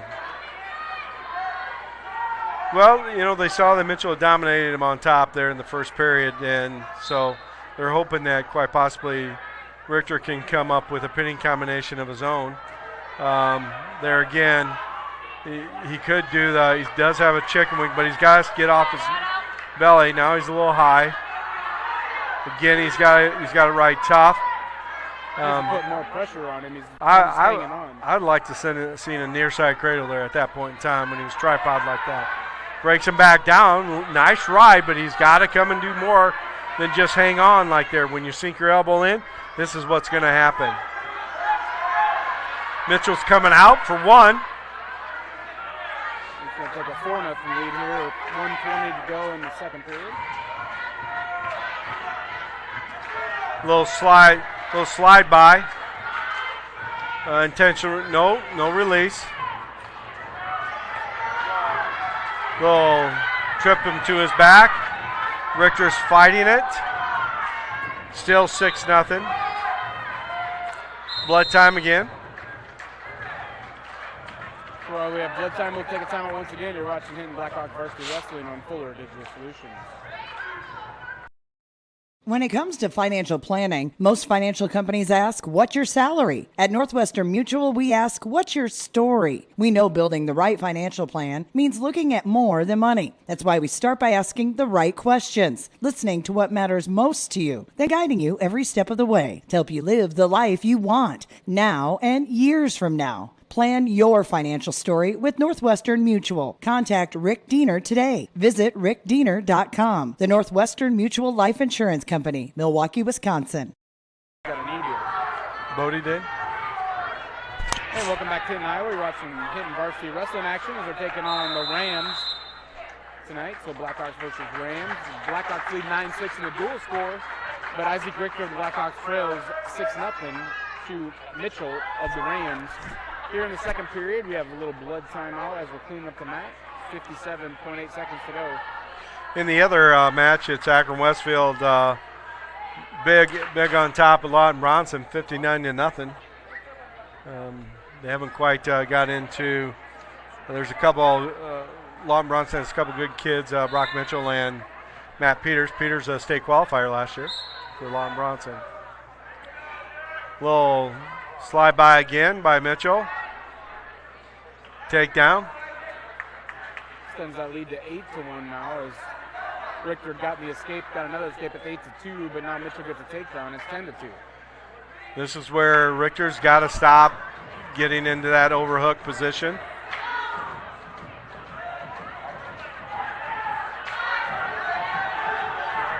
Again, it's 14-4. It's going to be 14-5. Richter has yet to answer back.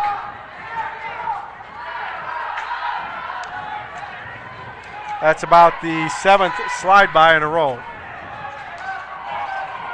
I have a feeling Coach Crawford may mention to Richter about how to defend that tomorrow at practice. It might come up. Yes. So at the end of two periods is 16-5 in favor of Mitchell, the Rams, over Richter, the Blackhawks. Mitchell chooses neutral to start the third period.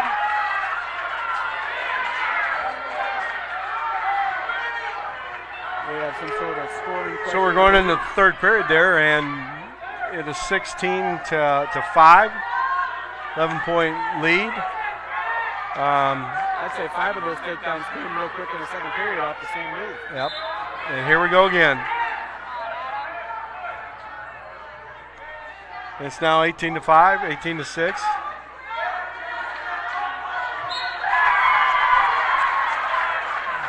Here we go. You got to keep the head there, Isaac. So and the Rams going to secure the pin at 4 minutes and 20 seconds into the third period. So that's going to give the Rams a 12-9 lead in the dual score. And we'll move on to 2:20. For the Blackhawks, it's going to be Tyler Chasteen. The freshman comes in with a 25-14 record. He's going to be taking on, as soon as I can see the back of the singlet, he's going to be taking on Adam Mitchell, a senior with a 17-3-11 record, or this is Jacob Mitchell, sorry. This is Jacob Mitchell, the sophomore, with a 12-13 record. These two wrestled last Thursday night. Let me look at the results here, and it looks like Tyler Chasteen was victory by pin last Thursday night in Lakeview. So these two matched up less than a week ago, with Chasteen securing the fall. This is 12-9. The Rams now in the lead. Chasteen is definitely a bull. That's the one thing you got to like about him. He's not afraid to push in. Sometimes that backfires, but he is not afraid to get after it. Steps in and tries to throw him and does. Headlock there to his back. And that's going to be a fall in 23 seconds of the first period. Tyler Chasteen of Hinton with the fall over Jacob Mitchell of the Rams. And the Blackhawks regain the lead 15-12 as we're going to head to heavyweight, where I believe both teams are open. I'll wait and see here, but I know Hinton's open, and so is the Rams. So there'll be no match at heavyweight, so at 106. 106, it'll be Tim Wesselman for the Rams, a freshman with a 9-12 record, against Evan Stahl of the Blackhawks, another freshman with a 16-12 record. How'd you guess that? Well, there's only one guy eligible to wrestle for the Rams, and the coach informed me who would be wrestling 106. Aha, you cheated. Cheating never hurts. Obviously, these two aren't the heavyweights, as there was a double forfeit. And these two did meet last week, and my memory's not very good. Well, Stahl won by fall in 30 seconds a week ago in Lakeview.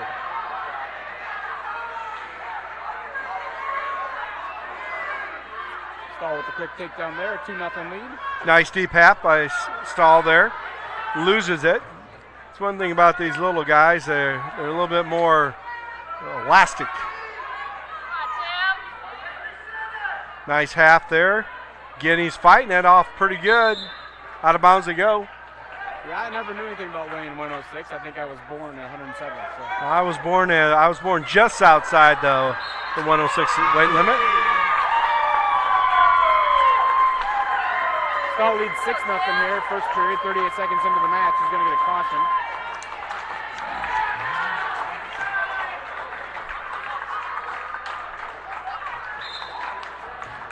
Nice breakdown by Stahl, throws the half in, lifts the leg up, driving him to his back. He's getting back points and a fall. So the fall is going to happen in 47 seconds of the first period, and the Blackhawks extend their lead 21-12 over the Rams as we move to 113, where both teams were open last Thursday. Let's see what happens tonight. I know Hinton's open because they have nobody else weighed in. Looks like the Rams are fielding a 13-pounder. It could be Justin Doral. We'll see what happens here as he turns around or track enters it. It is indeed Doral, sophomore at the 13-11 record. He's going to move to 14-11 as he takes a forfeit, and the dual score becomes 21-18 in favor of the Blackhawks. Moving ahead to 120 now. For the Blackhawks, it's going to be Ethan Sakow. That much I know. I'm waiting to see if the Rams send anybody out.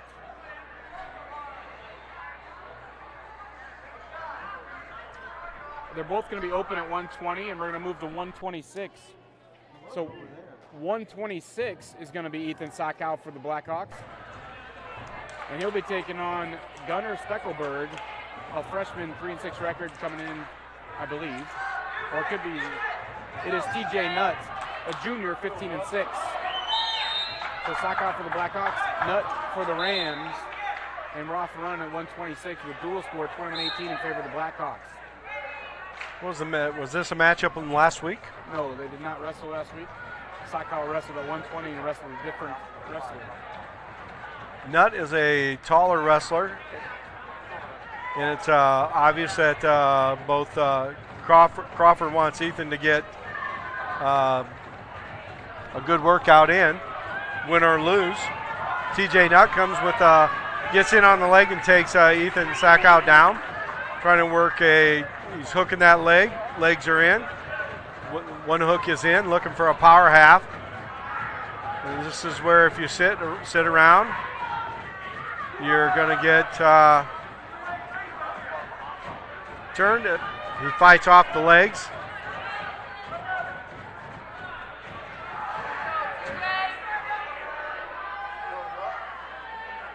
They'll scoot the knee up.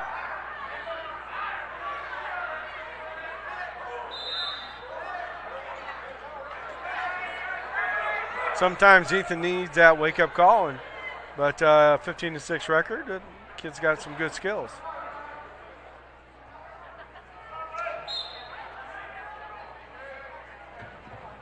Good pressure by Nutt on top, keeping Ethan from that stand-up. Nice heavy cross-face there.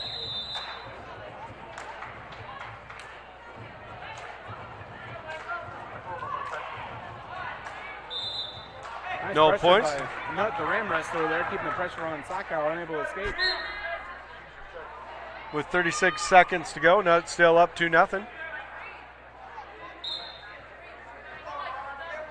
Fight in the hands.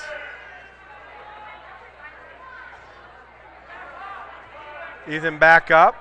He's got to block that leg from coming in. Doesn't really have it. Finally had to get it in the way. So it's 2-1 with 20 seconds to go. In deep by Sackow. Counter by Nutt. It's who's going to win this one. It's that length. You've got to be able to deal with that lanky wrestler. 2 seconds to go. Coming out the back door, but it's going to run out of time. So the score is going to be 2-1 in favor of Nutt of the Rams over Sackow of the Blackhawks as we head to the second period. And Nutt is going to choose down. Sackow being top. Sackow deferred.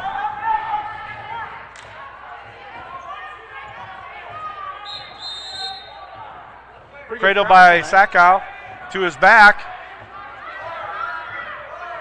That quickly turns the match. No pun intended. Sackow's got the three-point near fall secured. Now he's trying to get that leg and secure the pin, but I don't think he's going to be able to. Not in this particular attempt anyway.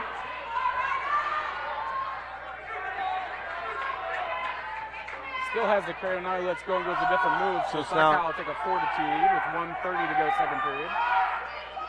Another cradle attempt by Sackow. Tripod by Nutt. Little dive through by Nutt trying to grab that far ankle. On the roll through, a chicken wing by Sackow, chicken wing bar arm.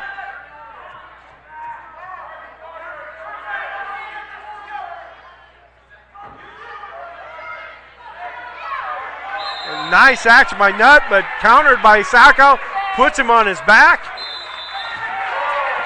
And with that fall. That was about a half a turn away from turning it the other way around. Yeah, 1:05 in the second period. Ethan Sackow gets the fall at 1:26 for the Blackhawks. They extend that lead 27-18. Coming up at 1:32 for the Blackhawks is Mark Gant. The freshman comes in with the win last time. He's 24-7. We'll see who reports. I think it's Stuckelberg. We'll see when he turns around. It is nice to have those names in the back of the uniform. It helps. It's Boyle. It'll be Kane Boyle, the sophomore with an 8-13 record, taking on Mark Gant. So Boyle of the Rams versus Gant of the Blackhawks. Matchup last week, Coach? Asking those tough questions. Again, another tall wrestler versus a little bit shorter wrestler. But Gant's got some length to himself, but at the same time, you got to be closer. They did not wrestle last time. Little sweep attempt. Didn't quite come out to the side far enough. Didn't quite get him coming in. Another attempt. Goes to the far. Nice counter. Missed on one side. Came right back to the other. Didn't get it, but that's the chain reaction that you need to have.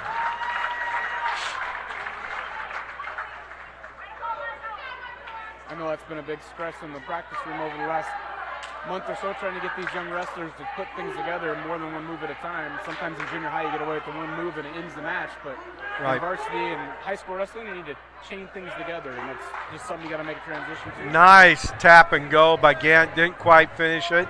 Didn't quite power up and get his legs moving. Over under by Boyle. This is who's going to go down first. Higher hips win. 2 for Boyle. No back. Up to his feet. Comes right back in. You got to like that action. Didn't get the one, but at the same time, he does get the reversal. 2-2 here. 28 seconds to go, first period. 3-2 Boyle. Clock is on. Clock is running during the timeout, so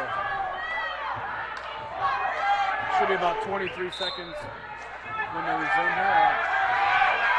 I think it should be 28. Around the 15 seconds to go. 3-2 in favor of Boyle, the Rams over Gant for the Blackhawks. Nice little try, attempted slide by. Got that head position and tried to do a little sweep on that. And that brings the first period to a close as Gant trails 3-2. Gant of Blackhawks trails Boyle of the Rams. And Gant is going to choose referee's position to start the second period.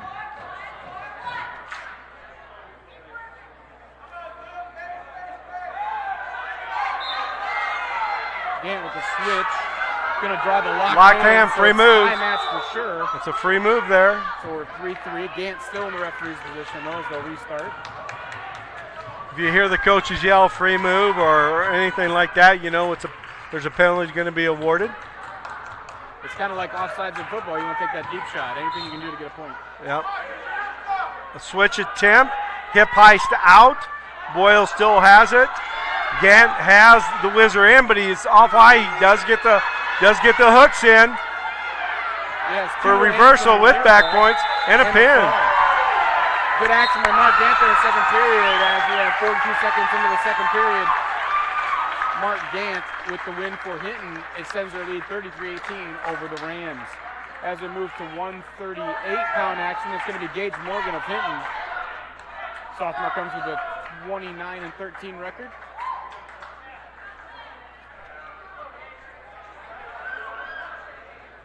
And they are open.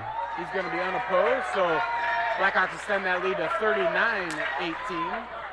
As we move to 138, it'll be Michael Lucia Hinton. Freshman comes in with the 23-14 record. He'll be taking on, I think it's Wesselman. We'll see. It's Welty. Welty. Jackson Welty, a junior with a 5-7 record. So Luce for Blackhawks taking on Welty for the Rams. Here underhooked by Luce.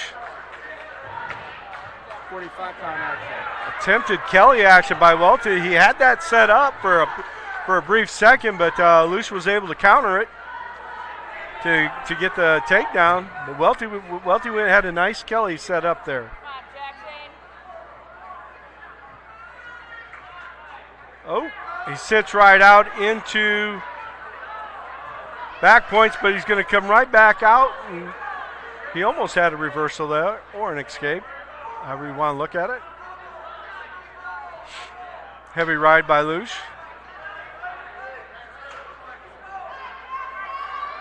Chicken wing, bar wrist control, far side wrist control. Loses that. Approaching 1 minute to go, first period here. Michael Lucia Hinton up 4-0. This is where Luce has to be patient. He had his elbows in a little too tight. He's really in danger. He's going to come out, and is he going to give up more than the reversal? No. Half by Welty.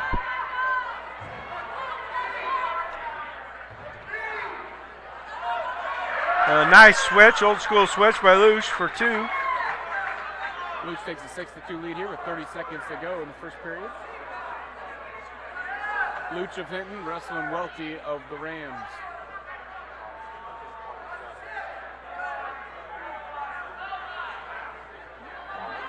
Welty has some loose shoulders, that's for sure. Lucia's got to come up. He's got to come up. I believe no back points on that whole deal. So we're coming to the end of the first period. 6-2, Michael Luce, Hinton. So it'll be Luce's choice. Nope, it's going to be Welty's choice. Welty's going to defer. That'll be Luce's choice now. He's going to choose referee spot, leading 6-2 over Welty of the Rams. Luce of Hinton in the down position, leading 6-2 over Welty of the Rams. Start the second period. Blackhawks lead 39-18 in the dual score. Third time these teams have matched up this year. Welty stops a switch attempt by Luce. Blackhawks have taken the previous two duels, and they're on their way to taking this one.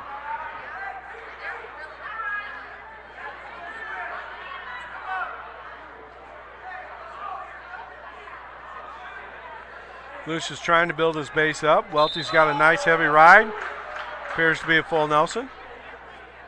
So it'll be 7-2 in favor of Michael Luce of Hinton over Welty of MVAOCU. It's on the scoreboard now. It's a little easier to read.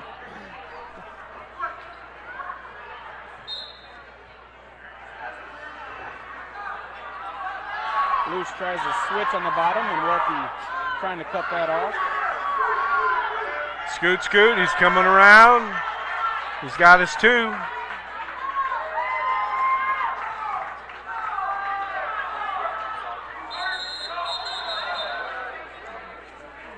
Potentially dangerous.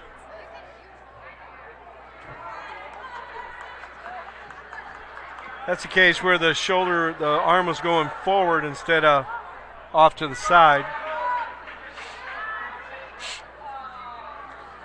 Hinton's had a couple guys with that problem tonight where they get the chicken wing or whatever a little loose and it comes out of position. Or when they try to put that arm behind their back. Over under there. That should, if Luce can settle, that should secure it, and he does. So at 3:01 of the match, Michael Luce of Hinton gets the win by fall, and that's going to extend the Blackhawks lead 45-18 over the Rams. As we move to 152, it'll be Brogan Lake for the Blackhawks, comes in with a 11-14 record. He's taking on Karsten Hadley, a junior with an 8-10 record for the Rams. I don't believe he wrestles at North Carolina State, Hadley. I don't think this is the one. And I'm certain these guys did not wrestle last week. I'm looking at it, they did not. Looking for a wrist control by Hadley. Trying to have heavy hands by Brogan Lake of Hinton. A little snap down, a little foul through there by Hadley, who does secure a single leg. And Lake tries that headlock, but a roll through by Hadley, and Hadley comes up with the two. Cut and jam by Hadley, breaks Logan Lake down to his belly, off his base.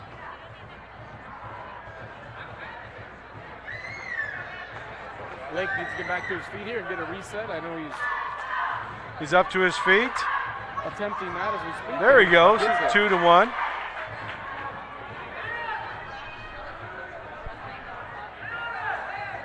Heavy hands there.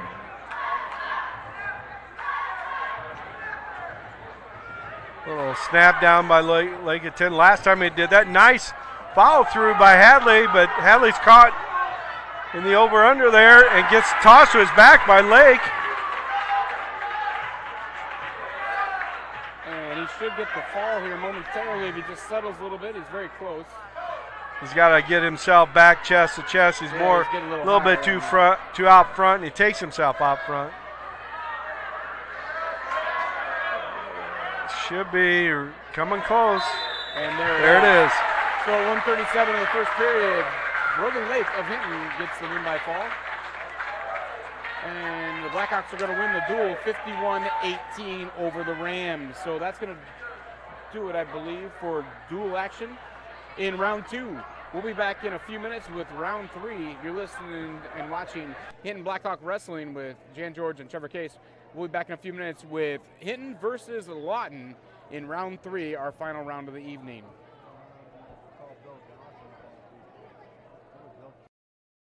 Rural customers deserve great internet too. You deserve EverTech's no limits internet and the quality local services that comes with it. We've dedicated 32 years to bring customers like you reliable and unlimited internet, up to 50 megabits across 22 counties. It's internet you can count on. Call or email our Everly office to get started. You and your family need internet with unlimited use, no contracts, and no overages. You need EverTech. Visit evertech.net to learn more. EverTech, internet where you live.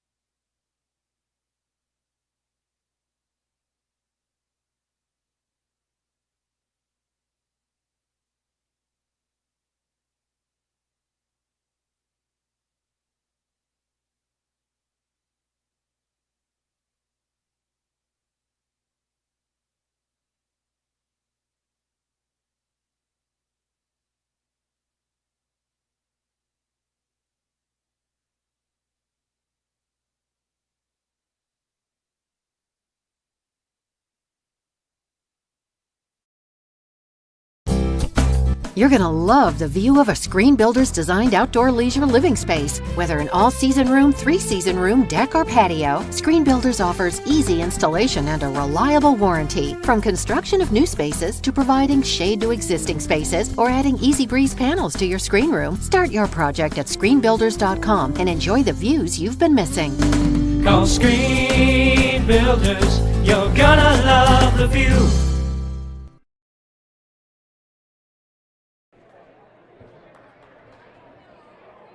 This is how it feels to bank with Prime Bank. This is how it feels to bank with other banks. Prime Bank, other banks. Ooh. See the difference?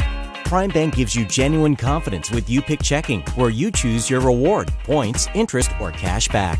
And Prime Bank's mobile banking lets you check balances, deposit checks, and use all the popular payment services. So now is a good time to bank with confidence. At Prime Bank, earn more your way. Member FDIC. Hey, welcome back to Hinton, Iowa for round 3 of Blackhawk wrestling action tonight. Blackhawks are taking on Lawton Bronson Eagles in round 3. These two teams met clear back in the beginning of December, at the very beginning of the season, so it'll be interesting to see how things go 3 months later. Trevor Case along with Jan George here bringing you action tonight. We're about to get underway. We're going to start at 170, and for Hinton checking in, it'll be Jacob Bishop, a freshman with a 20-13 record. Looks like they're going to forfeit to Jacob Bishop. No, I believe it's going to be well, maybe not. Tanner Hall checking in.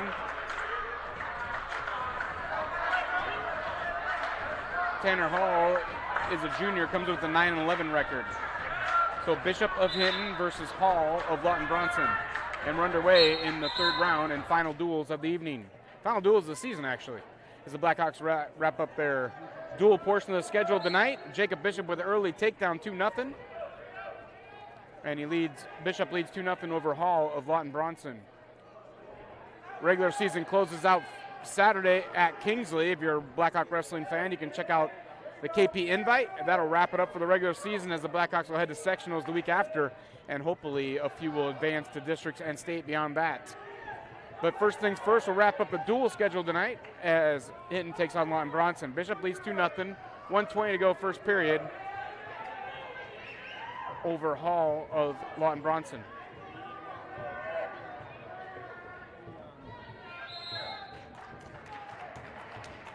Bishop tries to whip the arm behind Hall. Hall sets out. Now Bishop puts a chicken wing in and tries to grab the neck and whip him back, and kind of does, but Hall goes back to his belly to avoid near fall. Now Bishop puts a cradle attempt in, scoops up the head, and has Hall in some trouble for near fall and the fall. So 1:15 the first period. Jacob Bishop of Hinton gets the fall for the Blackhawks, and the Blackhawks lead 6-0 over the Eagles as we head to 182. At 182, it'll be Caleb Hanky of the Lawton Bronson, a junior with a 10-7 record. Checking in for the Blackhawks is going to be Colton Robinson. Colton Robinson, freshman with the 13-16 record. And Colton's been in a lot of matches, but like a true freshman, gets himself in trouble when he doesn't bail out soon enough. So Robinson versus Hanky. Robinson versus Hanky. Kayla Hanky, Lawton Bronson. One thing I do like about Colton is he is definitely aggressive, and he's physical. That gets him in trouble sometimes. Very true. Attempted fireman's, little Kelly action coming out. Breaks Hanky down to his hip, and now he's got a power half pin. Ooh, that was what we call a nice crossface. Now he's trying to lock up a cradle. I guess if you received it, it kind of hurt. Nice cradle there. And that's going to be a fall for Robinson at 47 seconds into the first period. Colton Robinson of Hinton with the win by fall. Extends the lead, Blackhawks 12, Lawton Bronson Eagles nothing. I just want to mention that on the mat now, we have 2 ranked wrestlers at 170. We have Lane Kenny from Akron, a state qualifier, and Colby Scott from Maple Valley Anthonodal Charter RQ, who is a state qualifier and place winner. That's over on mat number 2. Over on mat 1, we have Isaac Richter of Hinton taking on Cy Hanky of Lawton. Cy is a senior with a 4-12 record. Richter comes in with a 6-5 record for Hinton, the junior. And Kenny's getting some back points out of this deal, and a reversal by Scott to his back. I'm kind of doing both matches because you got a 5 and number 12 ranked wrestler there. That's fine. You keep an eye on what's going on with mat number 2 on mat 1. Headlock by Scott. Kenny, who is probably about 3 inches taller than Colby Scott, is trying to get a roll through. And a pin by Colby Scott. That could have went either way over there, Coach. That was a close match with a couple of guys really evenly matched. So and Richter's got a pin there. And Richter with the pin for the Blackhawks. And Blackhawks extend their lead 18-0 as Richter found a pin there at about 1 minute in the first period. And that was a match. And Lawton Bronson's going to lose a team point there as I believe Hanky punched the mat after he was pinned, but I'm not 100% sure what happened. I think it might have been some words? Action verbs. English teacher may not have been proud of how he put those words into action, but either way, it's going to be a negative point for... Oh, and Bodie makes a return to the mat. Bodie Benavus is going to take the action for the Blackhawks at 220 pounds here as Benavus comes in a sophomore with a 19-18 record. He's going to be taking on Jacob Rohr, a junior with a 2-16 record. Again, they bumped Benavus up here a little Rohr bit. In 220-pound action.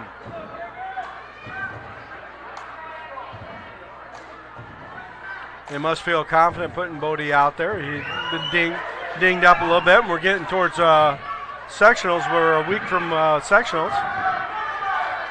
Got over under to his back. And a pin by Bodie Benavus. 22 seconds into the first period. Bodie Benavus with the pin for the Blackhawks, and the Blackhawks extend their lead 24-0 at 220-pound action. Now going to heavyweight, it looks like it's going to be Tyler Chasteen moving from 220 to heavyweight for the Blackhawks, and I believe these two wrestled earlier in the year with Chasteen winning, so the freshman comes in with a 26-13 record. He's going to be taking on for Lawton Bronson, Jace Anderson, the sophomore, with a 6-9 record. I'm pretty sure these two wrestled back in December with Chasteen coming up with the pin. Jace is working hard for the Lawton Bronson, and he's improved, but he's kind of in that tough zone, being young and being big. Chasteen giving up some weight here, but didn't seem to bother him last time these two met. We'll see how it goes tonight. I'm guessing it's a good 60-pound difference here. What you don't want to do is fall on the wrong end of one of those 50-50 matchups that Chasteen gets into right, every once in a while. And if you're going to wrestle a big guy, you need to come to the outside.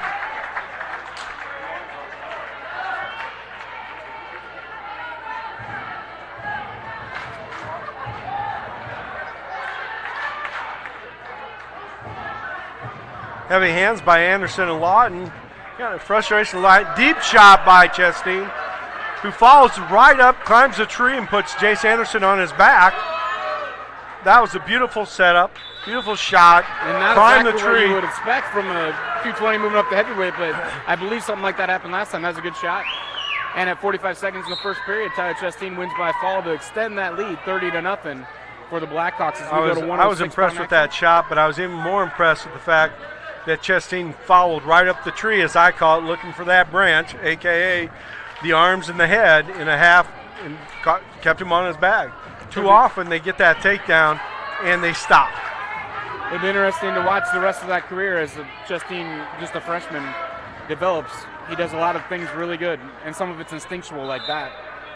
At 106, we have Evan Stahl of Hinton wrestling Cater Bartolo of Lawton Bronson. Bartolo, freshman, 8-15. Stahl, a freshman, comes in with a 16-13 record. And I'm not sure these guys met. They may have met down in Tri-Center, but early in the year they had not. Bartolo takes Stahl down. Bartolo. Haven't had him in class yet when I've subbed over there. Bartolo from Lawton Bronson taking on Stahl of Hinton. working a cradle. Again, you got two young kids that are both lanky. Oh, and this is where if you make a mistake,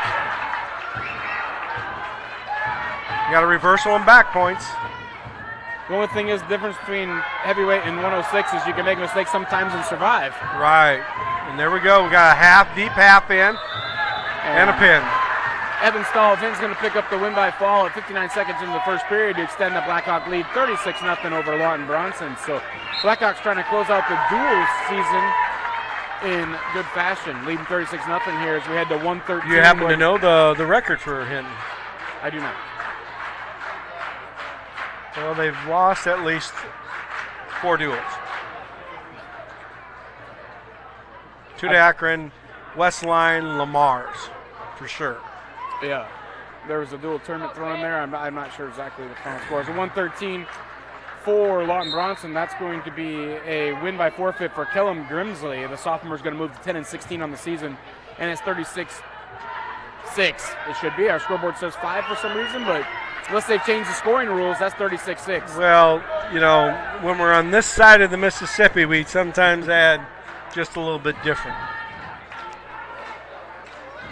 Mr. Gustauer's down there struggling with the team score. Assisted by Brian Young, Nate E. I think that they know what's going on down there. I think they're debating it. At 120-pound action, it's going to be Ethan Sotkow for Hinton. The sophomore comes in with a 40-2 record. He's going to be taking on Isaiah Rudin, the freshman with a 5-12 record for Lawton Bronson.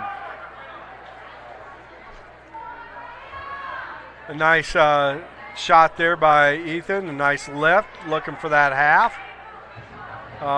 Russ in the edge of the mat, looking for a Fairfax tilt, didn't get it. Goes right back to it, there he goes. That's what we call a Fairfax tilt. Comes out of Fairfax, Virginia.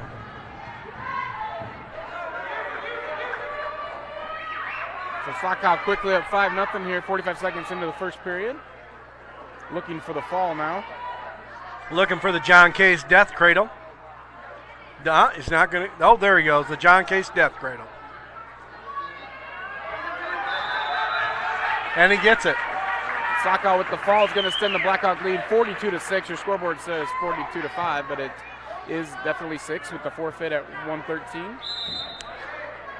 The reason why it is 5, Lawton Bronson had lost a team point before there was even any points. That's right. They couldn't show negative score, so I've been wrong. The Gustauers was all over that. 42-5 is your correct team score. Well, he was eating popcorn. And at 126, we have Mark Gant for Hinton. Deep shot in on the Lawton wrestler. And I'll have the and Gant comes Ethan in with Coyne. a 24-8 record. And he is taking on Ethan Coyne of Lawton Bronson. Ethan Connie of Ooh, Lawton a Bronson. nice crossface. With a 2-15 record. Cranking that over pretty hard into a butcher. I think had the official been on the other side, he might have called that unsportsmanlike. My intel from Coach Sappenville of Lawton Bronson tells me that this is Ethan Connie. Connie at 126, freshman, 2-15 record. But we all know Blake, a.k.a. Bubba. You can all address Mr. Sappenville if that's the incorrect pronunciation. And a pin by Gant over Connie. 52 seconds in the first period. Mark Gant's going to win by fall and extend the Blackhawk lead to 48-5.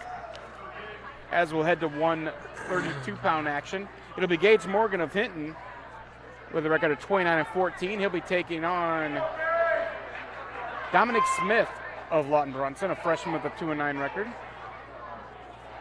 According to my stats, is that Smith?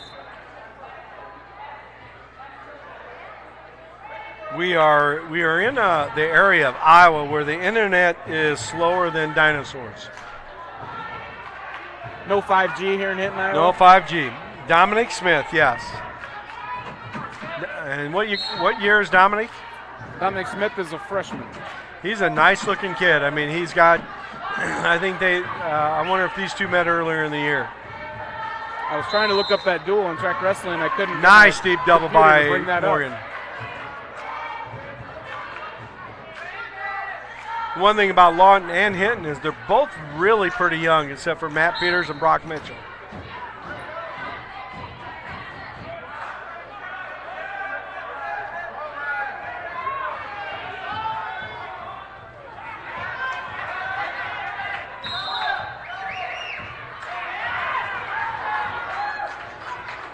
Morgan of Hinton leading 2-0 here over Smith of Lawton Bronson. 1:04 to go first period.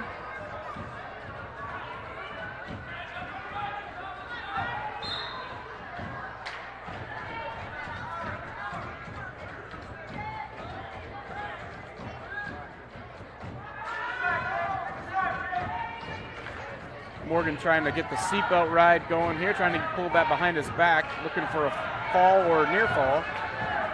Smith doing a pretty good job of fighting that off and trying to get back to his feet.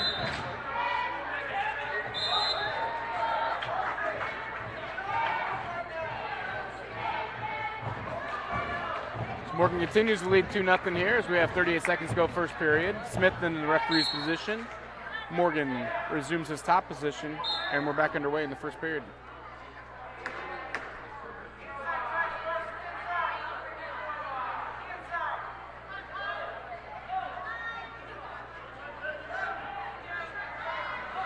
Nice return to the mat by Gage Morgan of Hinton. Now, speaking of team points, I did see an interesting score from last weekend. I believe it was 84 to -1 in one of the duels down in Ankeny. I believe I saw a score 84 to -1. That's the worst it can be, right? That is the worst it can be. Well, unless you lose more team points, but. Lincoln East once beat Lamar's about that bad to a -1. We got shut out when I was the head coach at West High. So even though Lamar's beat us, I declared victory because we didn't lose a team point. Morgan continues to lead here 2-0 as we got 12 seconds to go first period. Morgan of Hinton wrestling Smith of Lawton Bronson at 132-pound action. Stalling on the bottom, call there. Smith of Lawton Bronson getting the stall warning. And we'll head to the second period. It'll be Morgan's choice. He's going to choose neutral.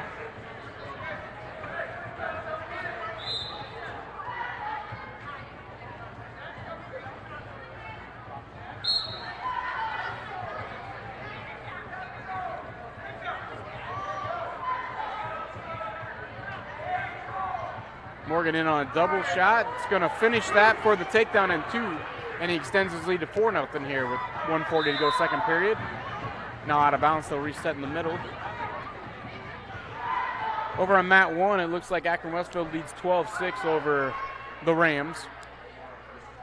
Just a lot easier to say than all those letters.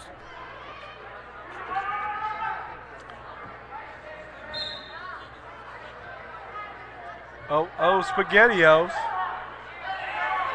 That's how I learned my ABCs, Trevor. Bar arm, going to go for a hip lift there. Nope, coming out, turn it, yep, back to the hip.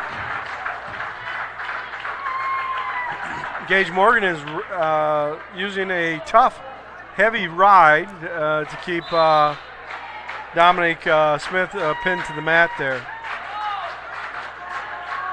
1:11 to go second period. Gage Morgan of Hinton leads 4-0 over Smith of Lawton Bronson. 132 pounds. We started this duel at 170, so still have a few matches to go. 4 if I can count correctly. 4 more matches to wrap up this duel after this one.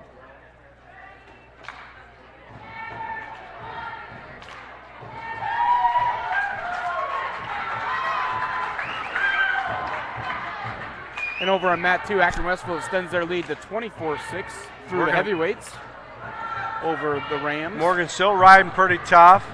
Dominic Smith is trying to stay on his base. Not much action off the bottom at all. Just trying to maintain a base, which can be frustrating at times for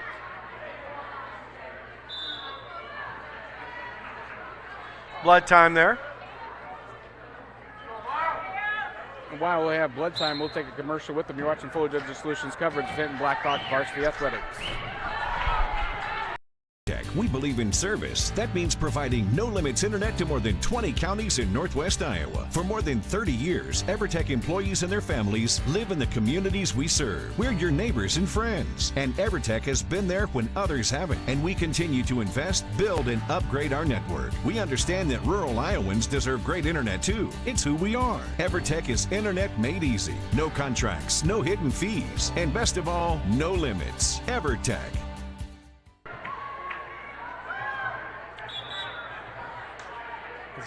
It's not Skoglund, no.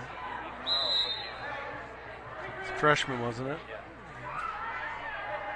And welcome back to Hinton, Iowa. We're listening to Jan George and Trevor Case here covering Hinton Blackhawk varsity wrestling action. Got it.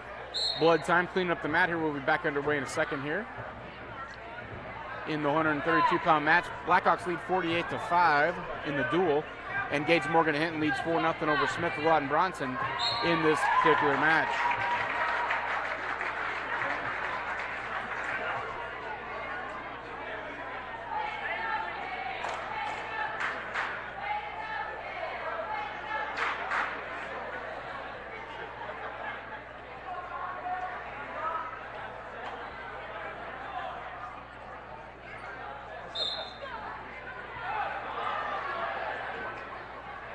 If my calculation's correct, I believe the Hinton Blackhawks are 9-11 on the dual season.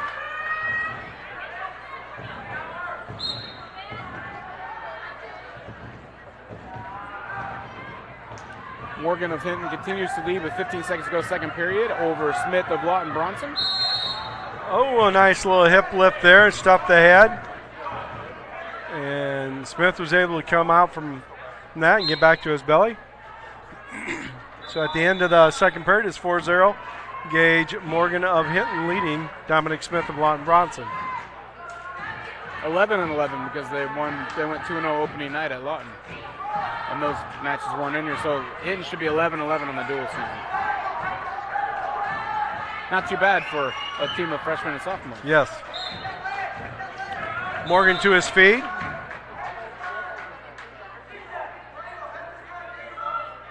Do we have blood time again here, or we have a stoppage? I believe Lawton thought that they had the choice. Third period. Morgan did choose neutral to start second period, so they are correct. They are correct.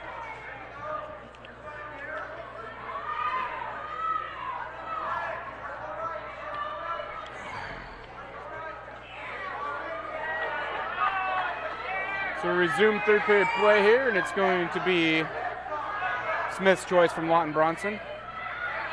He's going to choose neutral. So Gage Morgan leads 4-0 over Smith of Lawton Bronson at the 132-pound match here in third period. Starting in neutral position, chosen by Smith.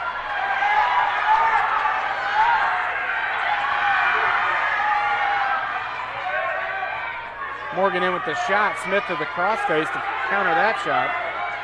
Morgan back in on the double, tries to lift Smith, and does, and secures the takedown. He's going to lead 6-0 with 1:30 to go in the match.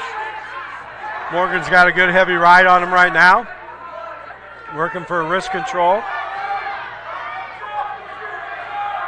Up to his feet by Smith. Out of bounds they go. Morgan's going to have to try to bring him back down, or next time they'll call him for solid.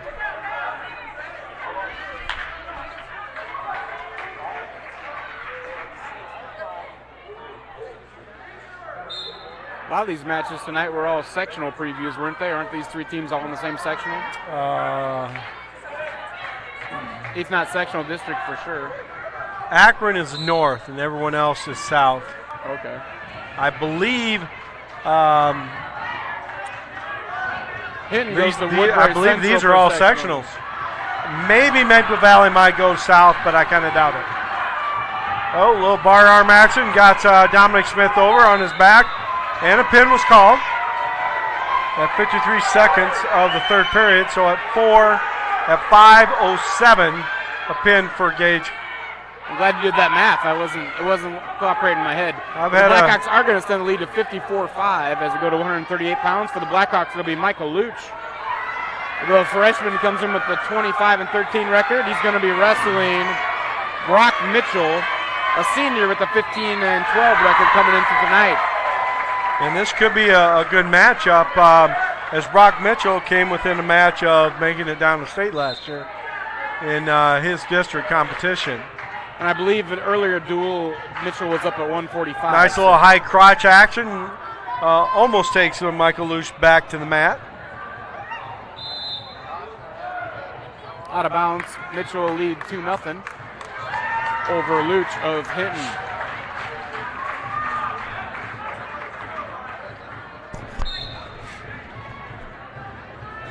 Stand up by Luce. Mitchell attempt lift. Release now. It's 2-1. High crotch action by Luce. Cross face by Mitchell. Front headlock by Mitchell. A little spin around. A headlock by Luce. Counter by Mitchell. A fireman's by Mitchell. And out of that whole thing, which I'm tired, 2 by Mitchell for a takedown. So Mitchell leads 4-1 over Luch with 1:15 to go in the first period. That's a lot of action for 45 seconds into the match. Almost gave me lockjaw.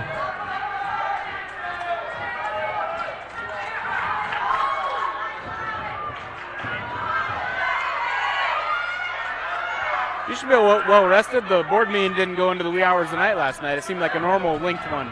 I guess the board members sometimes bet on these things or a friendly wager. Oh, Luce is coming back, trying to attempt a headlock. A little friendly Diet Coke wager as to when the meeting will end. I was left out of that, so I declared victory. So all 5 other ones over you at Diet Coke. Oh, a little too far sit out. A freshman mistake there. Get a little bit too bad. You put too much pressure in. You got to be able to feel that guy behind you. So 20 seconds to go first period. Luch is trailing 4-1 to Mitchell. Luch has done some good things here. Mitchell's done some good things. A lot of experience in that senior wrestler versus the freshman. Yep. 2-on-1 ride by Mitchell. Brings him back. Looking to get a tilt out of that and did not.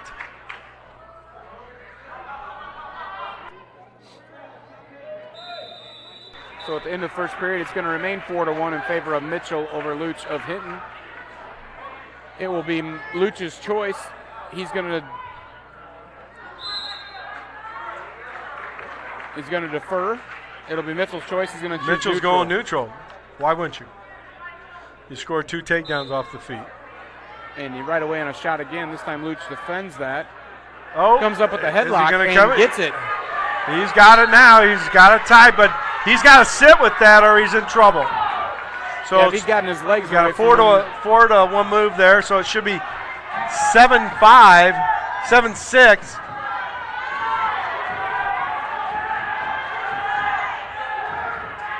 I'm not sure what was going on there. It should have been 2-2 at least. Yeah. Now we have a reversal, so I'm not sure that score's correct. But right now it shows 6-5 in favor of Mitchell. It should be 6-5. I think that's the correct call. That's correct.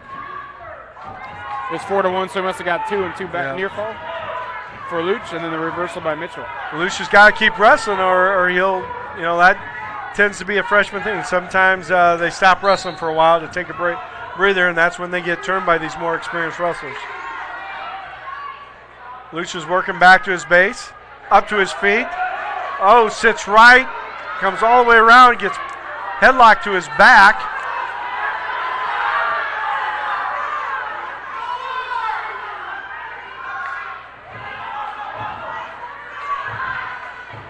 And I believe the coaches are calling no arm encircled, or what are they calling? Hinton coaches didn't like something there. Didn't like what was going on there, and a pin by Mitchell. It was good action by Luce. When he came around, he stood right up, and that allowed that headlock by Mitchell. So Brock Mitchell of Lawton Bronson secures the fall, and that's going to make it 54-11 in favor of the Blackhawks. As we move to 145, it'll be Brogan Lake for the Blackhawks. Against Matt Peters, state qualifier for Lawton Bronson last year. So Brogan Lake, the freshman, versus Peters, the senior, ranked number 7 by Iowa Wrestle, right? Correct. And the returning state qualifier. These two did not match up earlier this year. I think, and nice deep double by Peters, a lift, return to the mat for 2.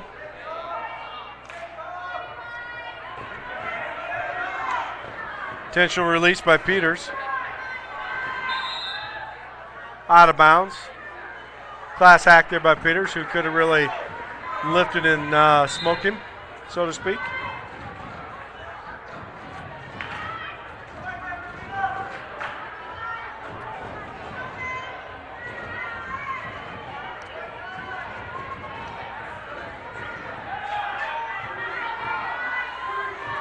Lake attempted a over-under there and didn't get it. Takedown by Peters. Did not get the release. To his back, hooks that inside leg. Looking for some back points here. Nice crossface by Peters. Secured the near fall. It's going to be 7-1 here. Another crossface from Cubs Field.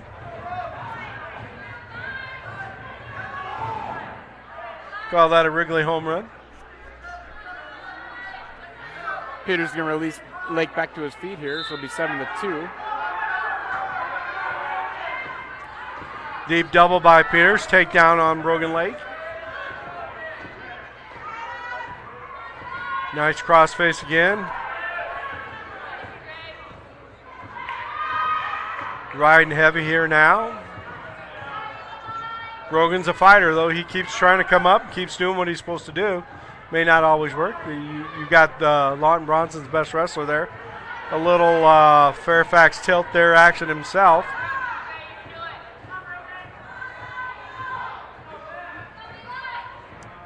I believe he secured, I'm not sure, 2. Another crossface from the Wrigley swing. And as the first period comes to close, Matt Peters of Lawton's going to lead 11-2 over Brogan Lake of Hinton at 145-pound action. I don't believe there'll be a match at 152, so we just have a couple matches left after this one. I like Brogan. He chose right down, didn't even wait about it. Didn't even look over to the coaches. I'm going down, coach. Well, there's one thing Brogan is, he's tough, and he gives us good effort. So and he's got the mullet. Ways.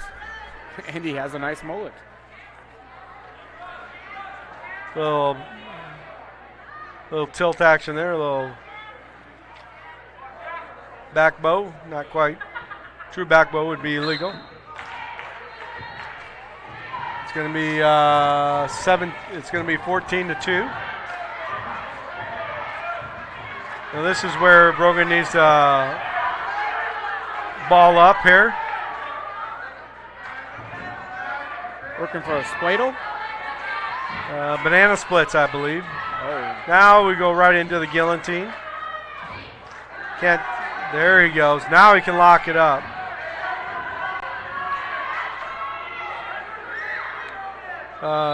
There he goes. And that'll be win by fall at 2:53 of the match. Matt Peters of Lawton secures the fall over Brogan Lake of Hinton. That's going to make it 54 Blackhawks. The Eagles 17 as we move to 152 where Hinton is going to be open. And I believe Ryan Ricky of Lawton Bronson will receive a forfeit.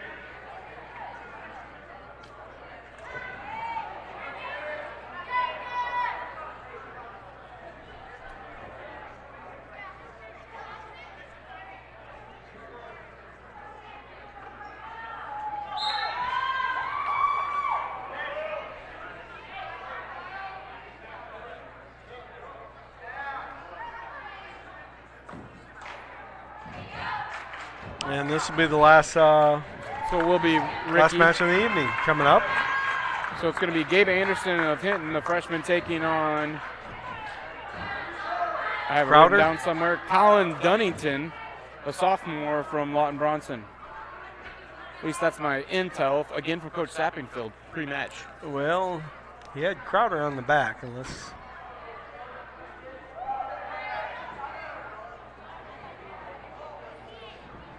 So Gabe Anderson, the Hinton, the freshman, taking on Dunnington of Lawton Bronson in our final match of the evening. Final match in dual action for the Blackhawks in the 2021-2022 wrestling season. Once again, you can catch the Blackhawks Saturday at Kingsley Pearson in the invite as Anderson with a quick takedown and the fall And that's going to wrap up the dual season. The Blackhawks get a 60-23 victory to close out dual action on the season. So all that's left for the Blackhawks in the regular season is Saturday's KP Invite. You can catch the Blackhawks in action Saturday in Kingsley. That's going to do it for our coverage here from Hinton. You're watching Forward Digital Solutions coverage of Hinton Blackhawk Wrestling with Trevor Case and Jan George. We'll see you next week with varsity basketball action. Be sure to subscribe to this channel. You'll be notified every time we go live. Thanks for watching. We'll see you next week on Fuller Digital Solutions.